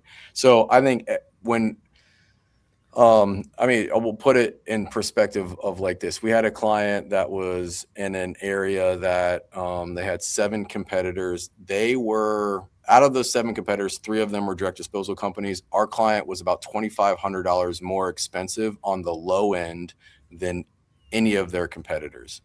When we ran a price lead campaign with price, package, everything, we targeted that campaign at all of the things I mentioned. But then we also said, okay, out of that audience, we only want to show this to people that like high-end wines, Cadillac, Mercedes, Bentley, BMW, Louis Vuitton, Gucci. And like we build an audience of inside of the people that already engage with them that have, they buy and like high-end designer brands already because they aren't price shoppers. They're quality shoppers. That's who you're going after. You're not at that point, you're not the funeral home for everybody. You have a very direct, specific clientele. So I think that it's crazy when a funeral home won't show price. And the most basic example is when you shop for a car. Yep. When do we ever call the dealership? Like okay, let's put it this way, Chris. You've got a Cadillac for $102,000. Katharine, you've got the same exact Cadillac with the same options, but it says call for price. What are you going to do? I am never calling you for price. I'll just go to the $100. I know what's going to happen if I call you for price. You probably don't have that actual car on your lot. It's probably in transit. You're probably going to try to sell me something else that's somewhat comparable, maybe a little bit more.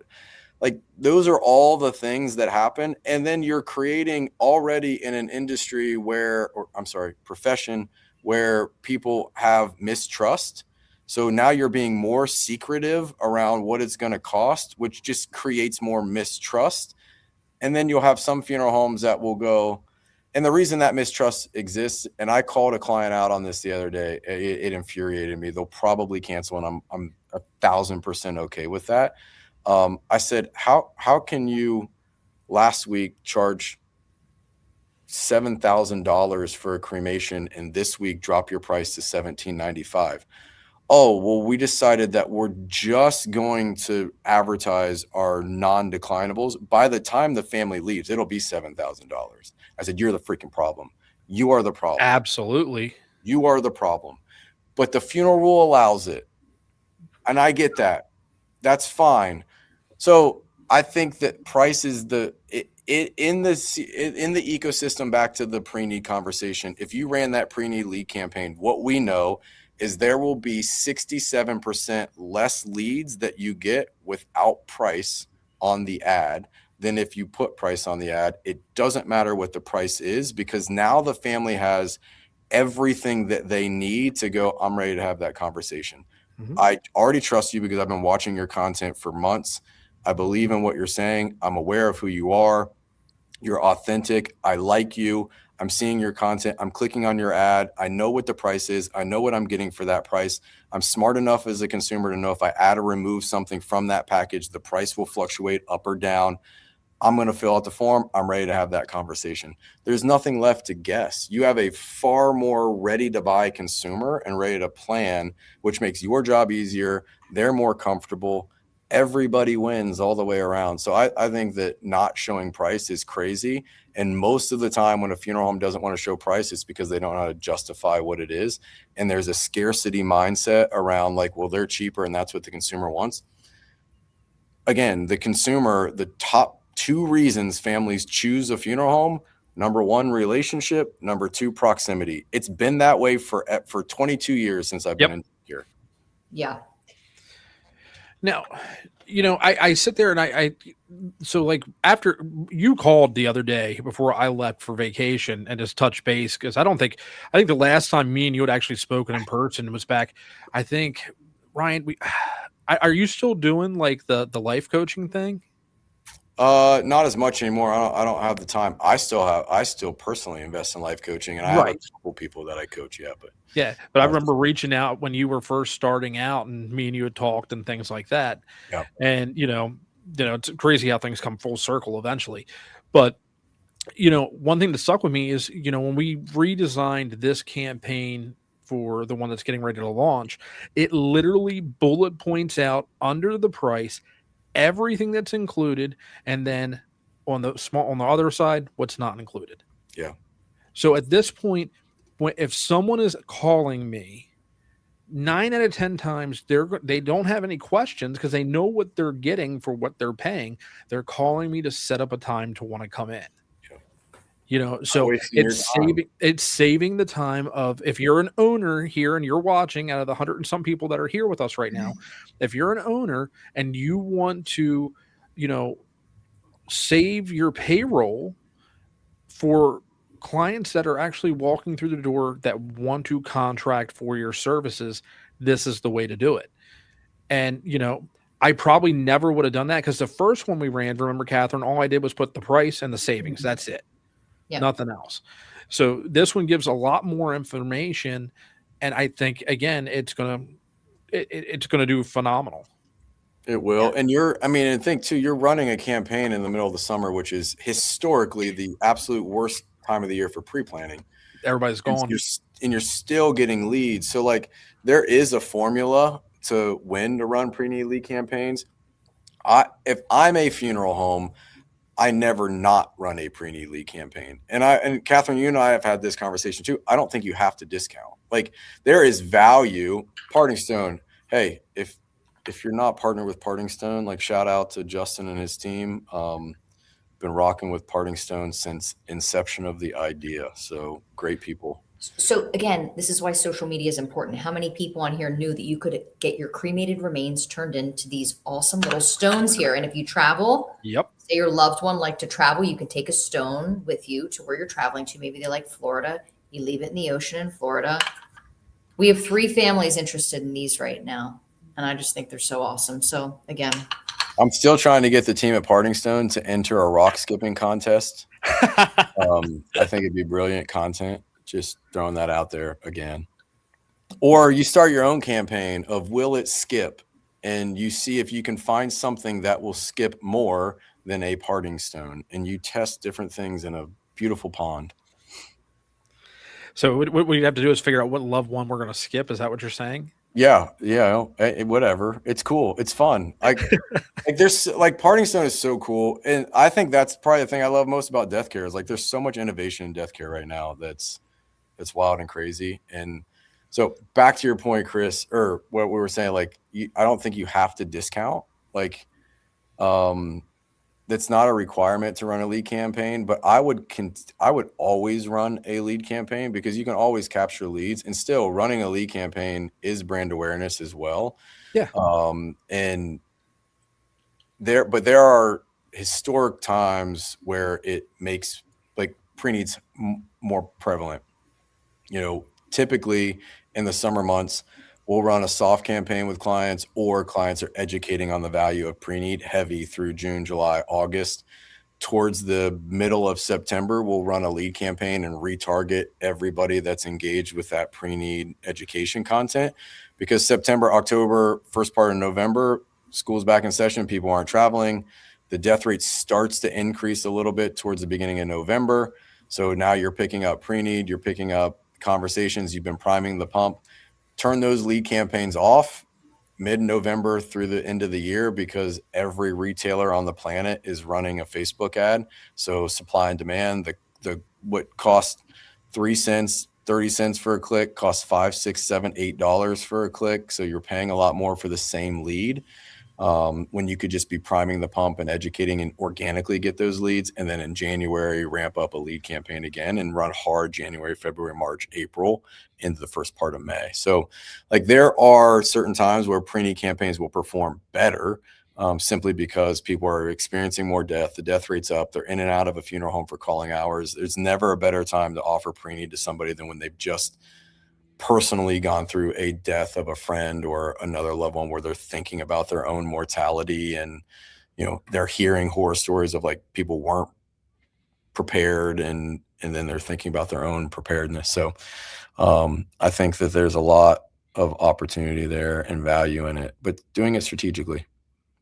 I think we lost Katharine. Yeah, she's coming back in now. She like froze and she's like, "You guys are glitching." I'm like, "Nope, we're good." She said, "Ryan's way too talky. I gotta go. I got things to do tonight." But I think that everybody's like, we've never done that. If people want to use us, they're just going to come to us. They're going to call us, and this is what they've always done. Well, the problem is for those folks that have that mentality of, this is what we've always done, is you have the folks that are not afraid to get out and make content and put it out, like Katharine, like myself, like the other clients with Disrupt, that are going to put you out of business. Yep, 100%. And it's making sure that, there is value to this, and it's not expensive. You're going to get out of Disrupt what you put in to Disrupt. 100%. If you don't see return on investment, it's not because social media failed you. I said this in a video a couple months ago. I'm like, so if we use social media doesn't work, or I tried it, it didn't work. Well, if we use that, in that terms, basketball failed me. I was going to be in the NBA. When I was a kid, I'm like, you know what? I'm going to be in the NBA. But I didn't quite make it to the NBA. Does that mean basketball failed me? I don't know. I mean, for LeBron, basketball has generated billions of dollars. So for Katharine, social media has worked. For you, Chris, social media has worked. For hundreds of other funeral homes, social media has worked. For millions and millions and millions of businesses in the world, social media has worked. If it didn't work for your funeral home, social media didn't fail you. You probably just weren't good enough.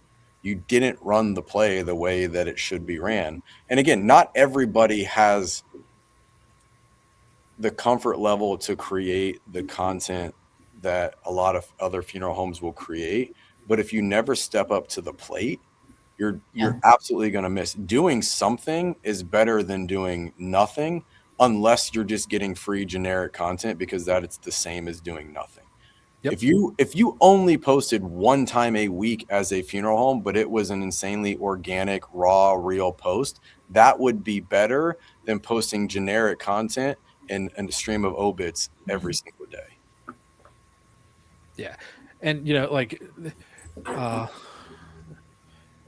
Wing says, doing things the way they have always been leaves you stuck in the past with no forward motion or progress. 100%. And for, again, it goes back to that old school mentality that, we've always done it this way, or, we don't need to put in more because we're doing just fine. People are happy with the status quo. And you know what? That's fine. If that's all you want to do, that this opportunity is not for you. Right. Yeah. But if you want to level up, and instead of putting in 10, you're willing to put in 11 and put in more, and you see it and you can get whatever it is that you see that you put your mind to, then this is the opportunity for you to take your funeral home to the next level. But you're going to have to want to do it. You're going to have to get the buy-in of your team, especially if you're going to incorporate your team into the social media. People and families can see and they can smell a fake person from a mile away. And it's going to become very relevant very quick, because guess what? They will call you out in a heartbeat on social media. Well, Ryan, when you and I initially met, one of the first questions you asked me was, who's your main competitor? Mm-hmm. And I guess, in funeral service, do we have competitors? I suppose. But I also think too, I don't like that word, because I feel like we all have something different to offer our families, like a different experience. I know for sure when a family walks through our doors, their experience is going to be drastically different than any other funeral home they have ever dealt with before. But I named the funeral home.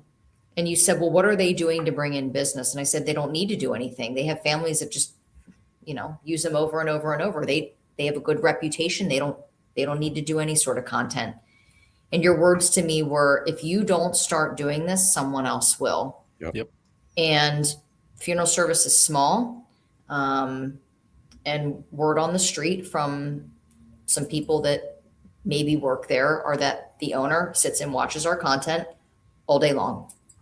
Apparently has some nicknames for me. I can't imagine they're the nicest nicknames, but is apparently very pissed off what we're doing, because we are getting attention now and we are taking families that used to go there. So if you're so against social media, just know that the funeral home down the street is going to get with the times.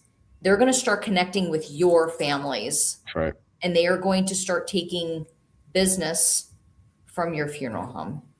There is no such thing as your families. And I think that that's been a term that's been, like, I've heard it since the day I got into funeral service is, well, yeah, we have our families and they have their families. And no, you have relationships. And when those relationships aren't fostered and they're not cared for, somebody else will step in and fill the gap and care for those families. And, you know, let's just go back really old school and just put social media in the most simplest, like, why does it make sense? When I first started calling on funeral homes 22 years ago, owners were in Kiwanis, Lions Club, VFW. I mean, you were in every service organization. You found the largest church in town. You were a member there. You went to Bible study here on Wednesday night. You went to Saturday Mass here. You went to Sunday service here. Like, you shook hands with as many people as you possibly could. That is not scalable anymore. This is the new handshake. Simple as that. This is how you reach thousands of people. And so when a funeral director asked me, like, what if I invest $26,000 a year with you and this doesn't work? I say, there is one way this doesn't work. The only way this doesn't work is you don't spend minimum 2 hours of time each month engaging with our team and doing the things that we ask you to do. If you don't engage with our team and you don't respond to email or the ideas that we throw out, at minimum, if you just do the bare minimum and spend 2 hours a month, accumulative over 30 days, like 8 minutes a day, engaging with our team, you will find success, because there is no possible way that you reach 0 people right now and then you start reaching tens of thousands of people in your community for 6 months and you don't see an increase in business or start experiencing relevancy when you go out into your community. It's impossible. That will happen if you spend 2 hours of time with our team a month. When it doesn't work is when a funeral home sets and forgets and they're like, well, just create. Why are you not creating? Well, I don't, if you're not doing anything in your community, and also maybe there's 2 ways it doesn't work. The second way would be great marketing will never fix bad business. So yes, if you're not good at what you do and you bait and switch people and you have a bad reputation, like, great marketing will be putting lipstick on a pig, and that lipstick wears off really, really fast. So maybe there's 2 ways it doesn't work. Outside of that, there will be a funeral home in every single market that owns the online attention with the consumer. And if you own online, you own the call volume. There are multiple funeral homes that we work with that have been with us for 10 years, 11 years, 12 years, who were number 3, number 4 in the market, that are number 1 in the market. And number 1 in the market called us first and said, we're number 1. We do 100 more calls than the next guy. We'll be fine. And I'm like, cool. Let me know when you're for sale, because it will happen. It absolutely will happen. There is no way you can build relationship, be transparent, be authentic, and lose business. Impossible. And while the consumer is getting to know us on a personal level, we're getting to know them as well. And someone early on in the comment thread made a comment about negative comments. And they said, you'll have people come to your defense. And we do have people come to our defense in, certain videos when negative comments are left. But I also know too, there's one lady who actively engages with our content. I know where she works. She works at the dry cleaner that we use. There's so many people local that engage with our content, and I can say, hey, how's your daughter? How's your golden doodle? We have golden doodles. So I do genuinely care, and I love building relationships. I am a people person. But it's just, and it's not fake, it's genuine. Yeah. I truly love the connections that we have built. And it's just the icing on the cake is that it's helped our business. Yeah, it's great. You're doing it the right way, but you're doing it for the right reasons too. Like if a funeral home wants to do this because they're like, this is the magic bullet that saves my business. I'm going to go viral. I'm going to get interviewed by the newspaper because I went viral. If that's the main motivation is to go viral, you're doing it for the wrong reasons. You may go viral. You may get some virability, but if your intentions are incorrect, you're not going to have sustainability where it's scalable and you actually grow your business. Yes, you can grow your business through some views, but not sustainable growth. And that's one of the things, one of the biggest kickbacks and things that we hear, Katharine, all the time, is that the only reason we're doing this is because we make, I guess we're lucrative and rolling in the plethora of finances from the, couple dollars of monetization that is actually made from social media. But, it's, that's the only reason you guys are truly doing this. That's all you're doing this. If people knew what we need to do is I'm going to have to set up another camera and record a week of us actually recording content and paste that together to actually, do time lapse over a week to see how much time goes into this.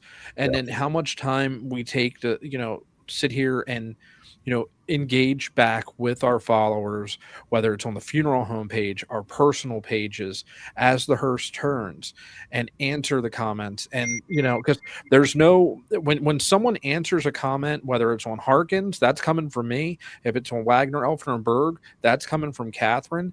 And if it's from As the Hearse Turns, it's either Katharine or myself. There is no one else. It is direct access to us. So, let's just discuss the elephant in the room. Am I monetizing on Facebook? Are you monetizing, Chris? Yes. Yeah. I am. Did I do this though to make right. Did I do this though to make money? No, I didn't even know that I could make money on Facebook until I got my first 1 million views on that one video. But is it nice to have? Absolutely, especially the weeks where I'm not taking pay. Yeah. Okay. So let's talk about that for a second. Yeah. Let's talk about the monetization. If it was so great, would you put in 90 hours a week at the funeral home? No. I mean, come on. Like, yes, there's such a farce around content monetization that like one, the hoops that you have to jump through to just be eligible to get your content to be monetized is crazy. The requirements to keep that so that they'll monetize your content is crazy. The things you have to agree to is crazy. Like, it's not as easy as just like, oh, one day I woke up and I had a check for thousands of dollars from Facebook. It doesn't work like that. Most of the people that you read about that are making millions of dollars a year creating content are not making millions of dollars because of views. They're making millions of dollars because they have strategically placed product in video that somebody is paying for. They're influencers and it is fleeting. It's not a sustainable forever like it's a constant. The amount of creators that I've been in rooms with, in creator masterminds, in different like creator meetups, and YouTube holds an event every year where like we're meeting all these different creators. Like their life is, talk about pressure, talk about the pressure of feeling like you have to create. Their livelihood requires them to have a camera on 15 hours a day and hope that they get 9 minutes of brilliant out of it. Like it's a constant. So yeah, you're getting a few bucks from this, but in what other realm do people educate to the level that you're educating and not get paid for it? Right. You go and you get some of the education that is being discussed. It's stuff that's coming from mortuary school that we paid thousands and thousands and thousands of dollars to obtain. We weren't given this information for free. And then the information that prior to, I don't know, I would say 2014 is really when, funerals, like what was it? Carrie started on YouTube, and you had Ryan and Brian with Undertaking the Podcast to really start leading the way into social media. And, they weren't making a penny back then. Monetization wasn't a thing unless you had brand or sponsorships. Yep. And then, so D asked, I noticed it's mostly family-owned funeral homes are okay with social media versus corporate-ran funeral homes. It's very much frowned upon. Do you agree? Why and or why not? I know. Yeah, we're in control. We're private. Now, I will say this. Anything, and Katharine, what is the attorney bill monthly from, whether it be an email for us wanting clarification to be able to accurately answer a question, or even serve families to the best of our abilities to keep ourselves protected and the family protected? Because we don't put out anything unless it's vetted and it's honest and lawful. So it's definitely, I think the corporate side of things is more of just, it's corporate. They have their house counsels that they just do not want liability. And here's the thing. For Wagner-Elfner and Berg, 99% of the time, the person putting out the content is Katharine. For Harkins, 100% of the time, it's Chris. So me and Katharine trusts me. Katharine trusts herself with her own business, and I've never put anything that would jeopardize her into there. When I first started posting social media content, and Katharine, you can validate and verify this for me, did I ever at any point put any information about the firm that I was working for? Never. It was general funeral or life motivation type material until I came on board here with Katharine and Nate. So I was very protective so that it couldn't come back. Because again, now the firm was private. I held a C-level position with that firm, but we did not have a social media policy. And that's dangerous for the company, but it's also dangerous for me as an individual, because then they come back and say, well, we don't like this. We're going to separate ways with you. So I was very careful in what I posted, that I never associated myself or any of my views that it was coming from that company. And I think that's where a lot of the corporate stuff comes from, in all honesty. Yeah. I mean, obviously we deal with corporates and independents, and corporates obviously, like anytime somebody wants to write something negative about a funeral home, they're going to write about a corporate, because everything is disclosed and it's a lot easier to pick on a corporate. So there's a magnifying glass over top of anything that a corporate does. So there is that side of it. But also I think it's to the detriment of corporations, because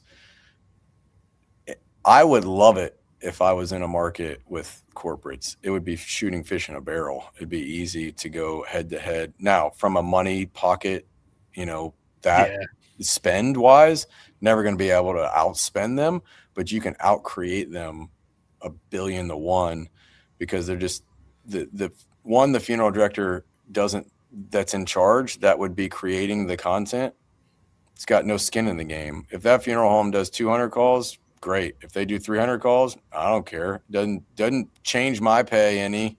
I'm on a salary. I'm just going to have to work more. So I understand it. However, TikTok, most of the largest content creators in death care on TikTok work for corporate funeral homes. You just don't know it. So it's not generating business for the firm. It's generating some business for them, or it allows them to have a side shoot where they're making some money as a creator or influencer to an extent. So, it's funny because we work with a lot of corporates in Canada, and they're American owned corporations that have locations in Canada, but we don't do anything with them in the United States because it's completely different. So it's interesting, and I think that there are some limitations, but man, it's more driven on sales too. So it's like, can we put money into social media where it's a longer runway to see the benefit, and there's a good chance that that manager that we're branding is going to be leaving at some point because they change locations quite a bit. But also they're tried and true. They can dump money into direct mail. They know exactly what the numbers are going to be. They've got the exact number of salespeople in place, and they know, I mean, it's very predictable, and they manage a funeral home off of a spreadsheet. So it's a little bit different. If corporations embraced organic content, they'd crush, period. Like, they've got the money to do the best content creation. But it's just there. I see the roadblocks. I don't understand them. I've sat in those boardrooms. I fought tooth and nail of like why it makes sense. Just not to try to get business, but to like, hey, it'd be good for death care when you own 25% of the funeral homes in the United States to create content at scale where you have representation across all of America and can educate in almost every market. That would make a lot of sense. But well, let's hope corporate doesn't take Ryan's advice. You still win. You would still win. You would still win. But and it's going to be interesting to see. I'm interested to see when Death Boom comes out, how that's going to be portrayed. Now they did interviews with you and stuff in Baltimore, didn't they, Ryan? Yeah, I don't know if we'll make the cut, but yeah, I think I almost spent a little over an hour with them in our booth. Yeah, because I remember they were filming heavy when they were here in Baltimore. Yeah. But some people have said that it's going to be, it was given more of a positive light to the profession than what people were originally thinking. So we'll have to see. But I think that's going to be something that if anybody's interested in starting to generate content, when this documentary comes out, that's going to be the platform for people to start, creating content for the rebuttal for some of that stuff or the agreement for those things. And again, like Katharine said, there's content all the time, whether it's, what was it today, Katharine, while you were making dinner, again, just bringing people into your house. I was at home. I'm like, I'll just set my camera up and do a quick day in the life. I'm always thinking of content to come up with. And recently, people probably have noticed on our page, I've started recycling content and resharing content. There are some days I just don't feel like recording. If you allow yourself to go down that slippery slope, which I did, it can consume you. But I feel like I've found some healthy middle ground for sure. And recycling content is actually great because think about some of that content, like the amount of people that saw it the first time, you're going to hit a completely different audience the second time around. It's interesting. Like, so we've tested taking the same piece of content in 1 week and posting it 4 different times. And the only thing we would change is the hook on the title card of the video. The context of the video would be the same. Sometimes the third and fourth time the video performed better than it did the first and second time.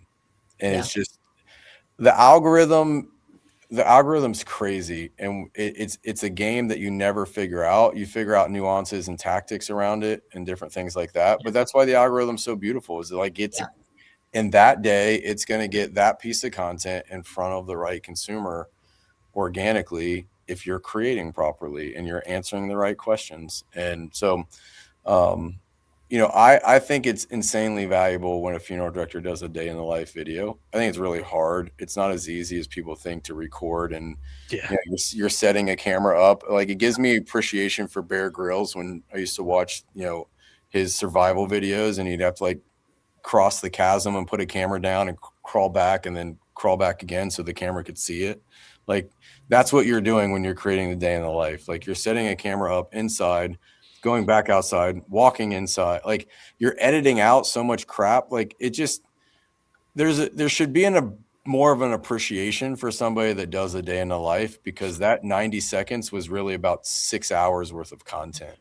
And so I think it's great because it gives an inside look. Like the more you know about somebody, the deeper the relationship goes and the more trust and transparency there are. And, you may be cooking something for dinner and somebody go, oh my gosh, that was my mom's favorite meal. Like, that's probably where we should go.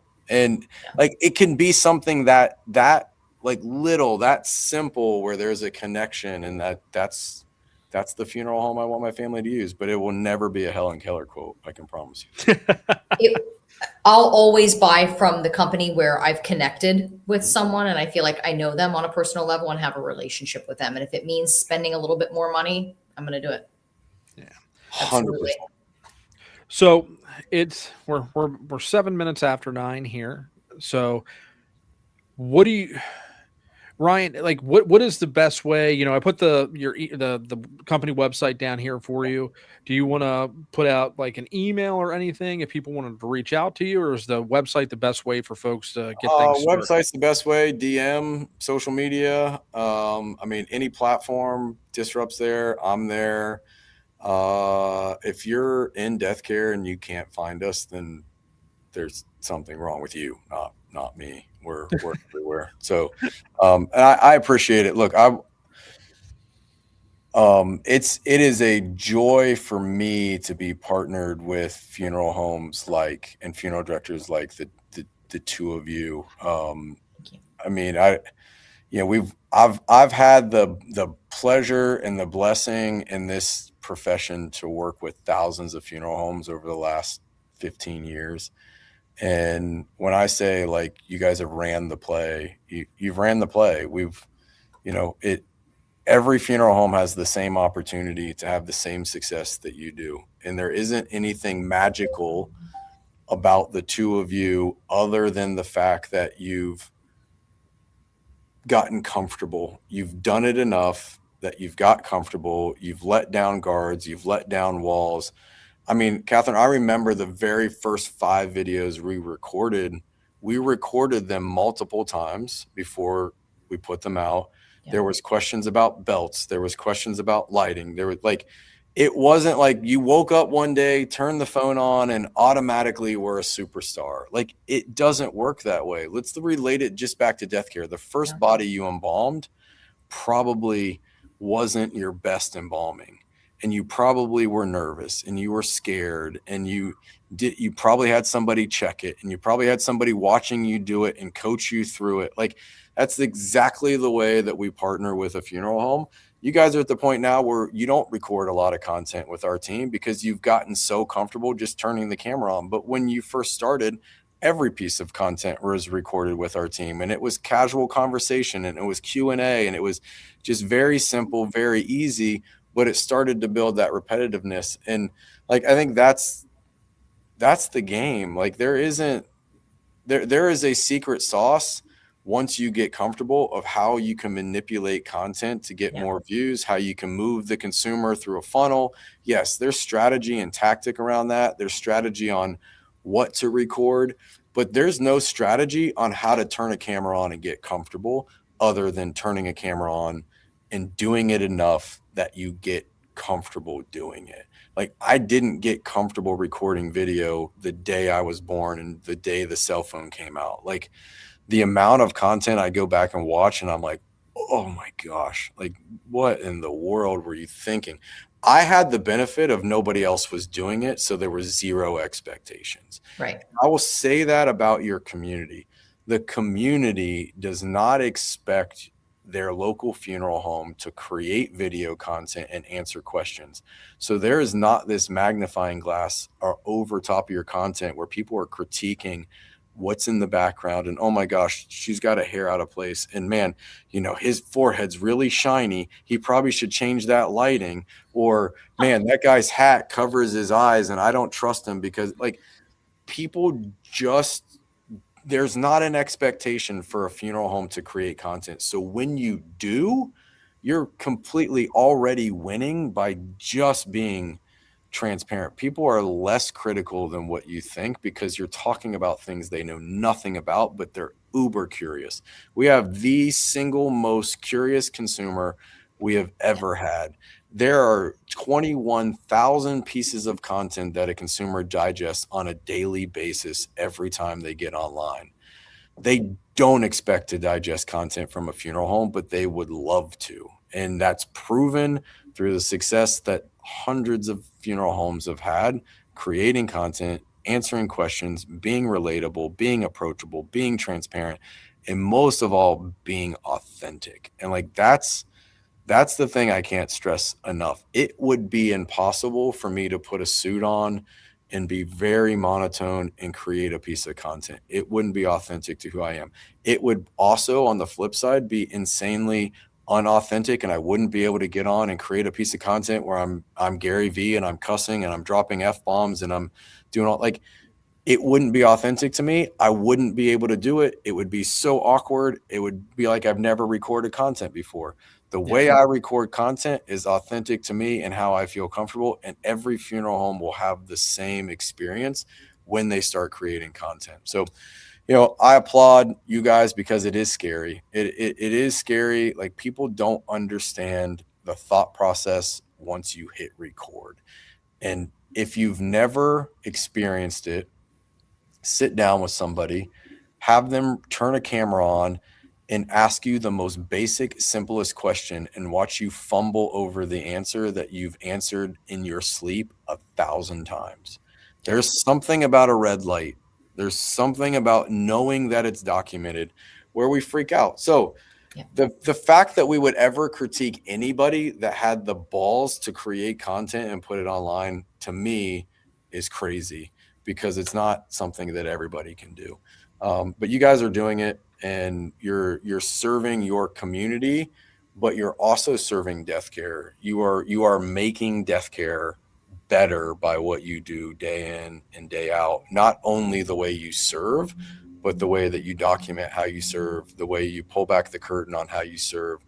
I think that there's a lot of value in understanding that if you don't think that you are the best funeral home in your area, then you should probably sell your funeral home and go do something else. Like if you're comfortable going, yeah, like we're okay, then you probably need to get out of the space. So if you believe that you are the best funeral home in your area, then you also have to believe that if families choose your funeral home, they are getting better service than if they went to somebody else.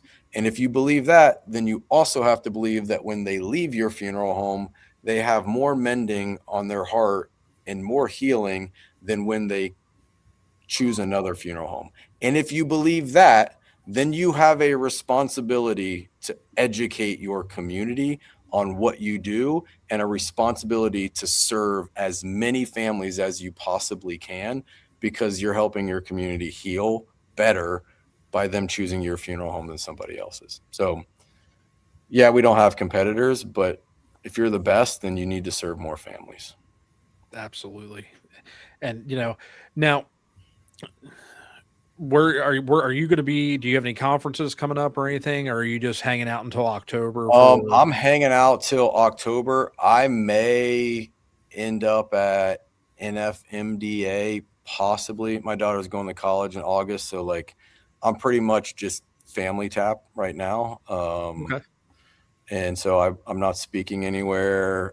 Nothing really planned until October. I mean, I'll be online with content and things of that nature, but I also think there's a lot of value in, like, Disrupt could go away tomorrow and my life is not going to change much. Like, as long as my wife and kids are cool, I'm cool. So yep. I know you guys feel the same. I mean, do I love what I do? 1,000%. Man, do I love our team? 100%.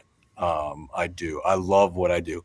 If I was going to start another agency, would it be in death care? No, this is really, really hard. It's a fight every single day.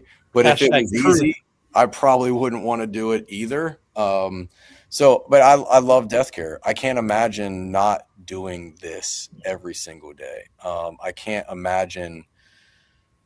Yeah, I can't. Like, we've worked with companies outside of death care, and it's it's not fun. There's not purpose and mission behind it. Like what funeral directors do every single day, I couldn't do. I've sat on your side of the table and made arrangements. I've sat on the family side of the table and made arrangements and made pre-arrangements. Frankly, I didn't really like either side of the table, and I couldn't do what you do day in and day out. I don't have the emotional empathy for it every single day. I really love people, but I think God created me specifically for what I'm doing now, because I get to have a hand in all of that. I get to have a hand in the way that you serve, because of the way you create content. You're going to serve more families, and families are going to be happier because they chose your funeral home by the content that you create. So, for me, that's enough. But man, I'm grateful. I'm blessed. I'm blessed to have people that rock with us, like you guys do, and hundreds of other clients across the country. I'm blessed to have a team that buys in, that doesn't think, they probably think I'm crazy, but also are like up for the challenge. Like some of the goals that I have, and like the way that I want to change death care. Like, I hope that you have me back on as the Hearse turns, when I own a funeral home in the next couple of years, because I will own a funeral home, and it will be crazy. And I'll leave you with this. This is how I will spend my marketing budget when I get a funeral home. I don't want to run the funeral home. I don't want to be a funeral director.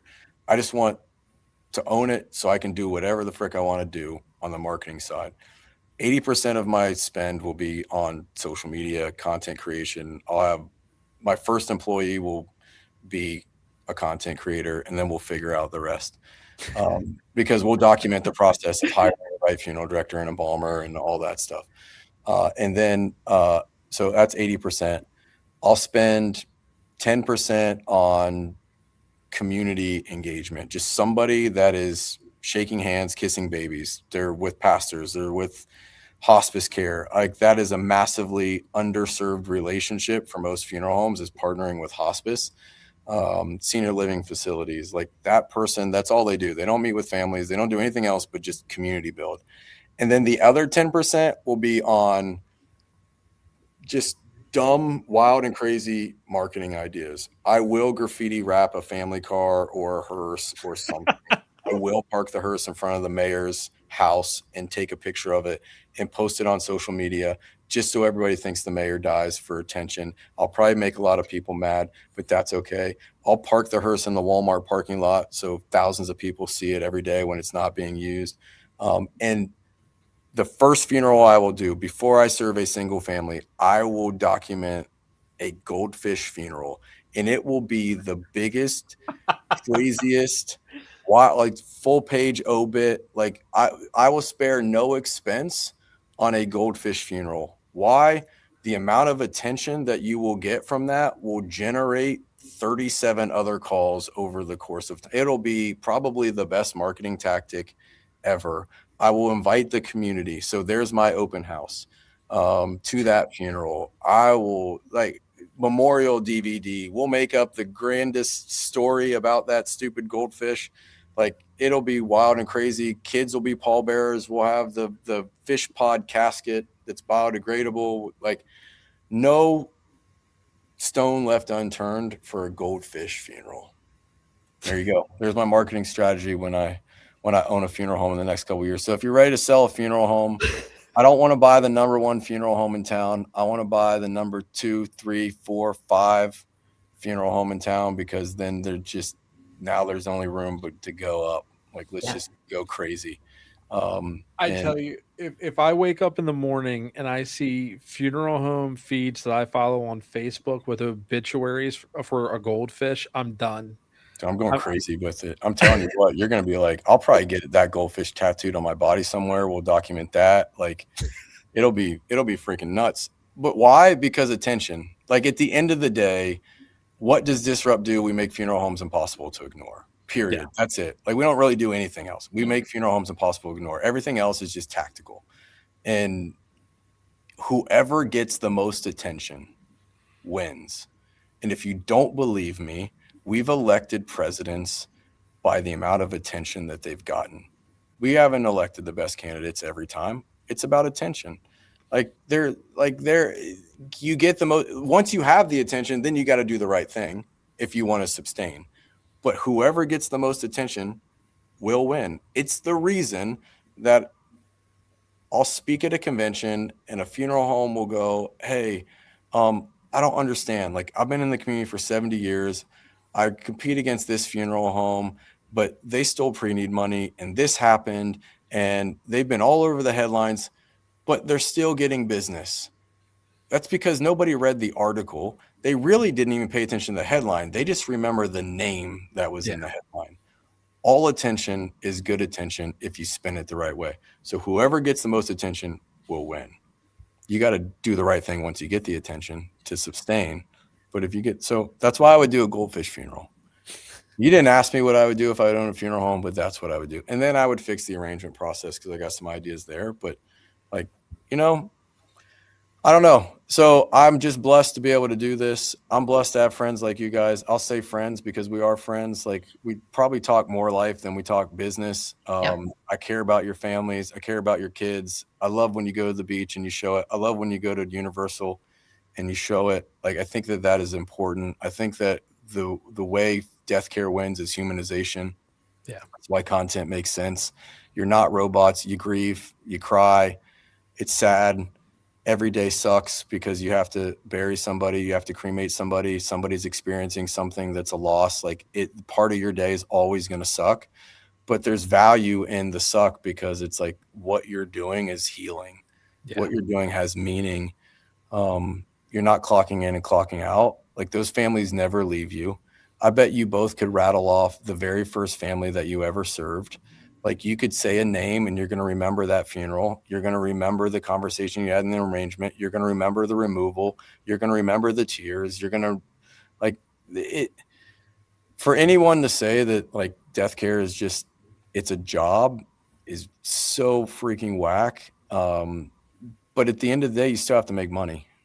You can't do what you do if you're not profitable. And so, why does a funeral home need to market? Chris, I think you did a brilliant job. I saw on one of your pre-need posts, someone's like, "Oh, well, funeral shouldn't cost this much. This is whatever." Like, I won't even say it was a defense of the price. It was just like, "Hey, that's great, cool. What part of this do you not want? Like, let's cut it out. Like, let's not do it. Like, tell me what you don't want." And I think that's like the amount of work and hours that go into a funeral is insane. Like, the little tiny details. I think it's like 217 questions that have to be answered just for a funeral to start. Like, that's wild. Like, that's decisions, that's people, that's time, anyways, we can go for 3 more hours, but you guys go to bed. I'm still on Arizona time, so it's only 6:30. So Jesus. No, so thank you for everything you do for us and do for the profession.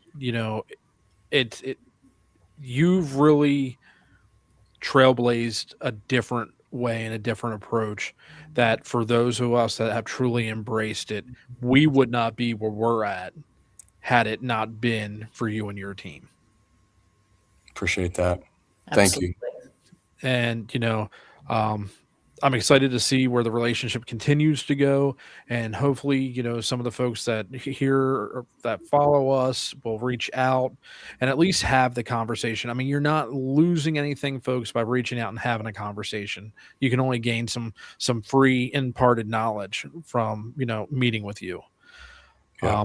And I'm also open to having conversations. In fact, that's how Tim and I connected, was through social media. He reached out to me and said, tell me about your story, your background. How did you get started with Disrupt? And now Tim's not only become a client of yours, Ryan, but he's also become a really dear friend of mine. Yeah. Tim's amazing. I'm happy. That's what's great about death care. It's like, it is small and it is a family. And it's like, I love the fact that, like, Jen's on here still. Like, Jen's one of our account managers. She's a freaking rock star. And, like, she's like, my clients are my friends. Like, I go, Jen, why are you texting back at 11 o'clock at night? She's like, because they're my friends.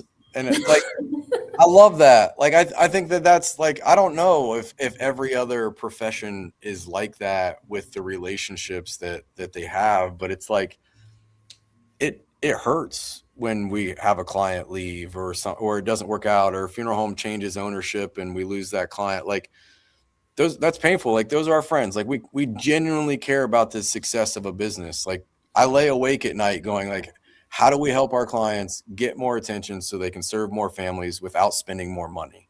Like that is literally the problem that we're trying to solve every single day.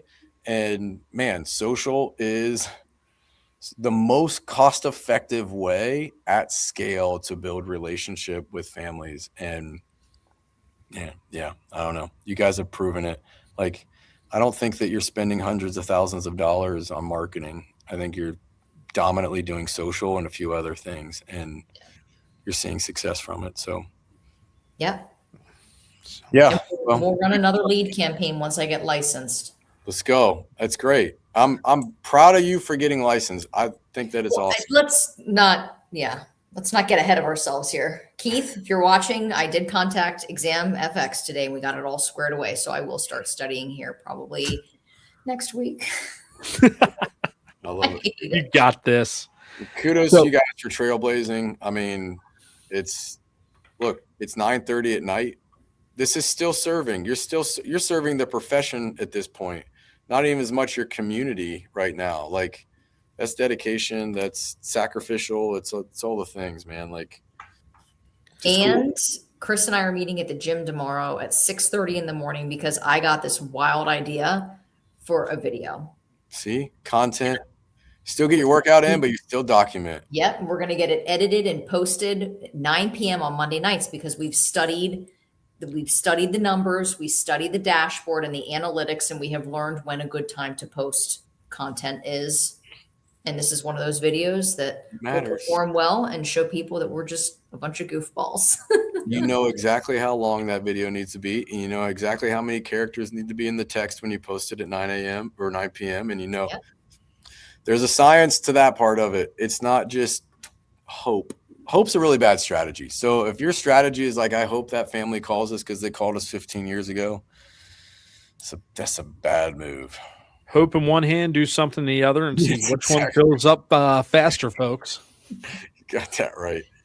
So, again, if you want to find Ryan, I have put Disrupt's website. They're in the comments on our YouTube, on our Facebooks, here in the chat. I've also put in Disrupt's Facebook account. So if you are following us, I highly suggest that you go over and give Disrupt Media a follow as well, just to keep following along. Even if you're just a consumer, you will find Ryan's presentations, the clips from like conferences that they do. You will find those very rewarding. And all this is doing is also empowering you even more as a consumer, because we're pulling back the curtain. We're telling you what we do to be able to relate to you. So that's just another avenue for consumer awareness just by following their page and learning things as well. Thank you. Appreciate it. And then we will be back again on Tuesday night. Tuesday night. I gotta look at my calendar. I think it's Tuesday. I just show up when I'm needed. I just send you the email. I get the email from Katharine like a half hour before the show. Hey, send me the link for the show. And Ryan, I'll see you in October. We will be at NFDA, which I don't know if I should say this on here. So can we talk about church chairs? Are they going to be there? Nope. Good. Yay. Good. Shouldn't. Good. If you can't produce product for me, you have no business being at a show taking money from vendors and lying to them. Amen. Let's go. So, yeah, I was actually looking this morning, Katharine, depending on how busy things are in October, flying down Tuesday morning and flying back Tuesday night. I was going to ask if you would come down with us. I was thinking about just coming down for the day. Well, and we'll talk about it then. We can get someone to cover. Yeah. Come down. Come hang out. Fun. It's more of a reunion than it is anything else for us. So love it. But next we have Tuesday, we have a show at 7 p.m. And then the following Monday, which is the 28th, we have a jam-packed July here. we have, and Ryan, you know her, Georgianne. Love Georgianne. Georgianne is amazing. She is me and her, I met her in Baltimore when her and her partner were doing a presentation, fell in love with the presentation, took so much information, implemented, and we connected. And I'm in a universal group on Facebook, and all of a sudden I see a Georgianne Bender make a post on social media in this post. So I send her a DM. I'm like, are you Georgianne from the NFDA? And next thing you know, here we are 4.5 years later, still really good friends. So great. That's going to be a great show. I've been friends with them since 2005, 6. They were at a Wilbert event when I was with Wilbert, and a wealth of wisdom and just good human being. Good. Her and Rich both are just great humans. They've prayed with my family through a lot of different things. Just good people. Yeah, really good folks. So I am so excited. I think that is going to be a great show for not only the consumer, but again, another great show for funeral professionals. Yeah. But we thank everybody for joining. And Katharine, I think we are at 49,965 followers as of about 20 minutes ago. You get your red leggings ready for tomorrow's video.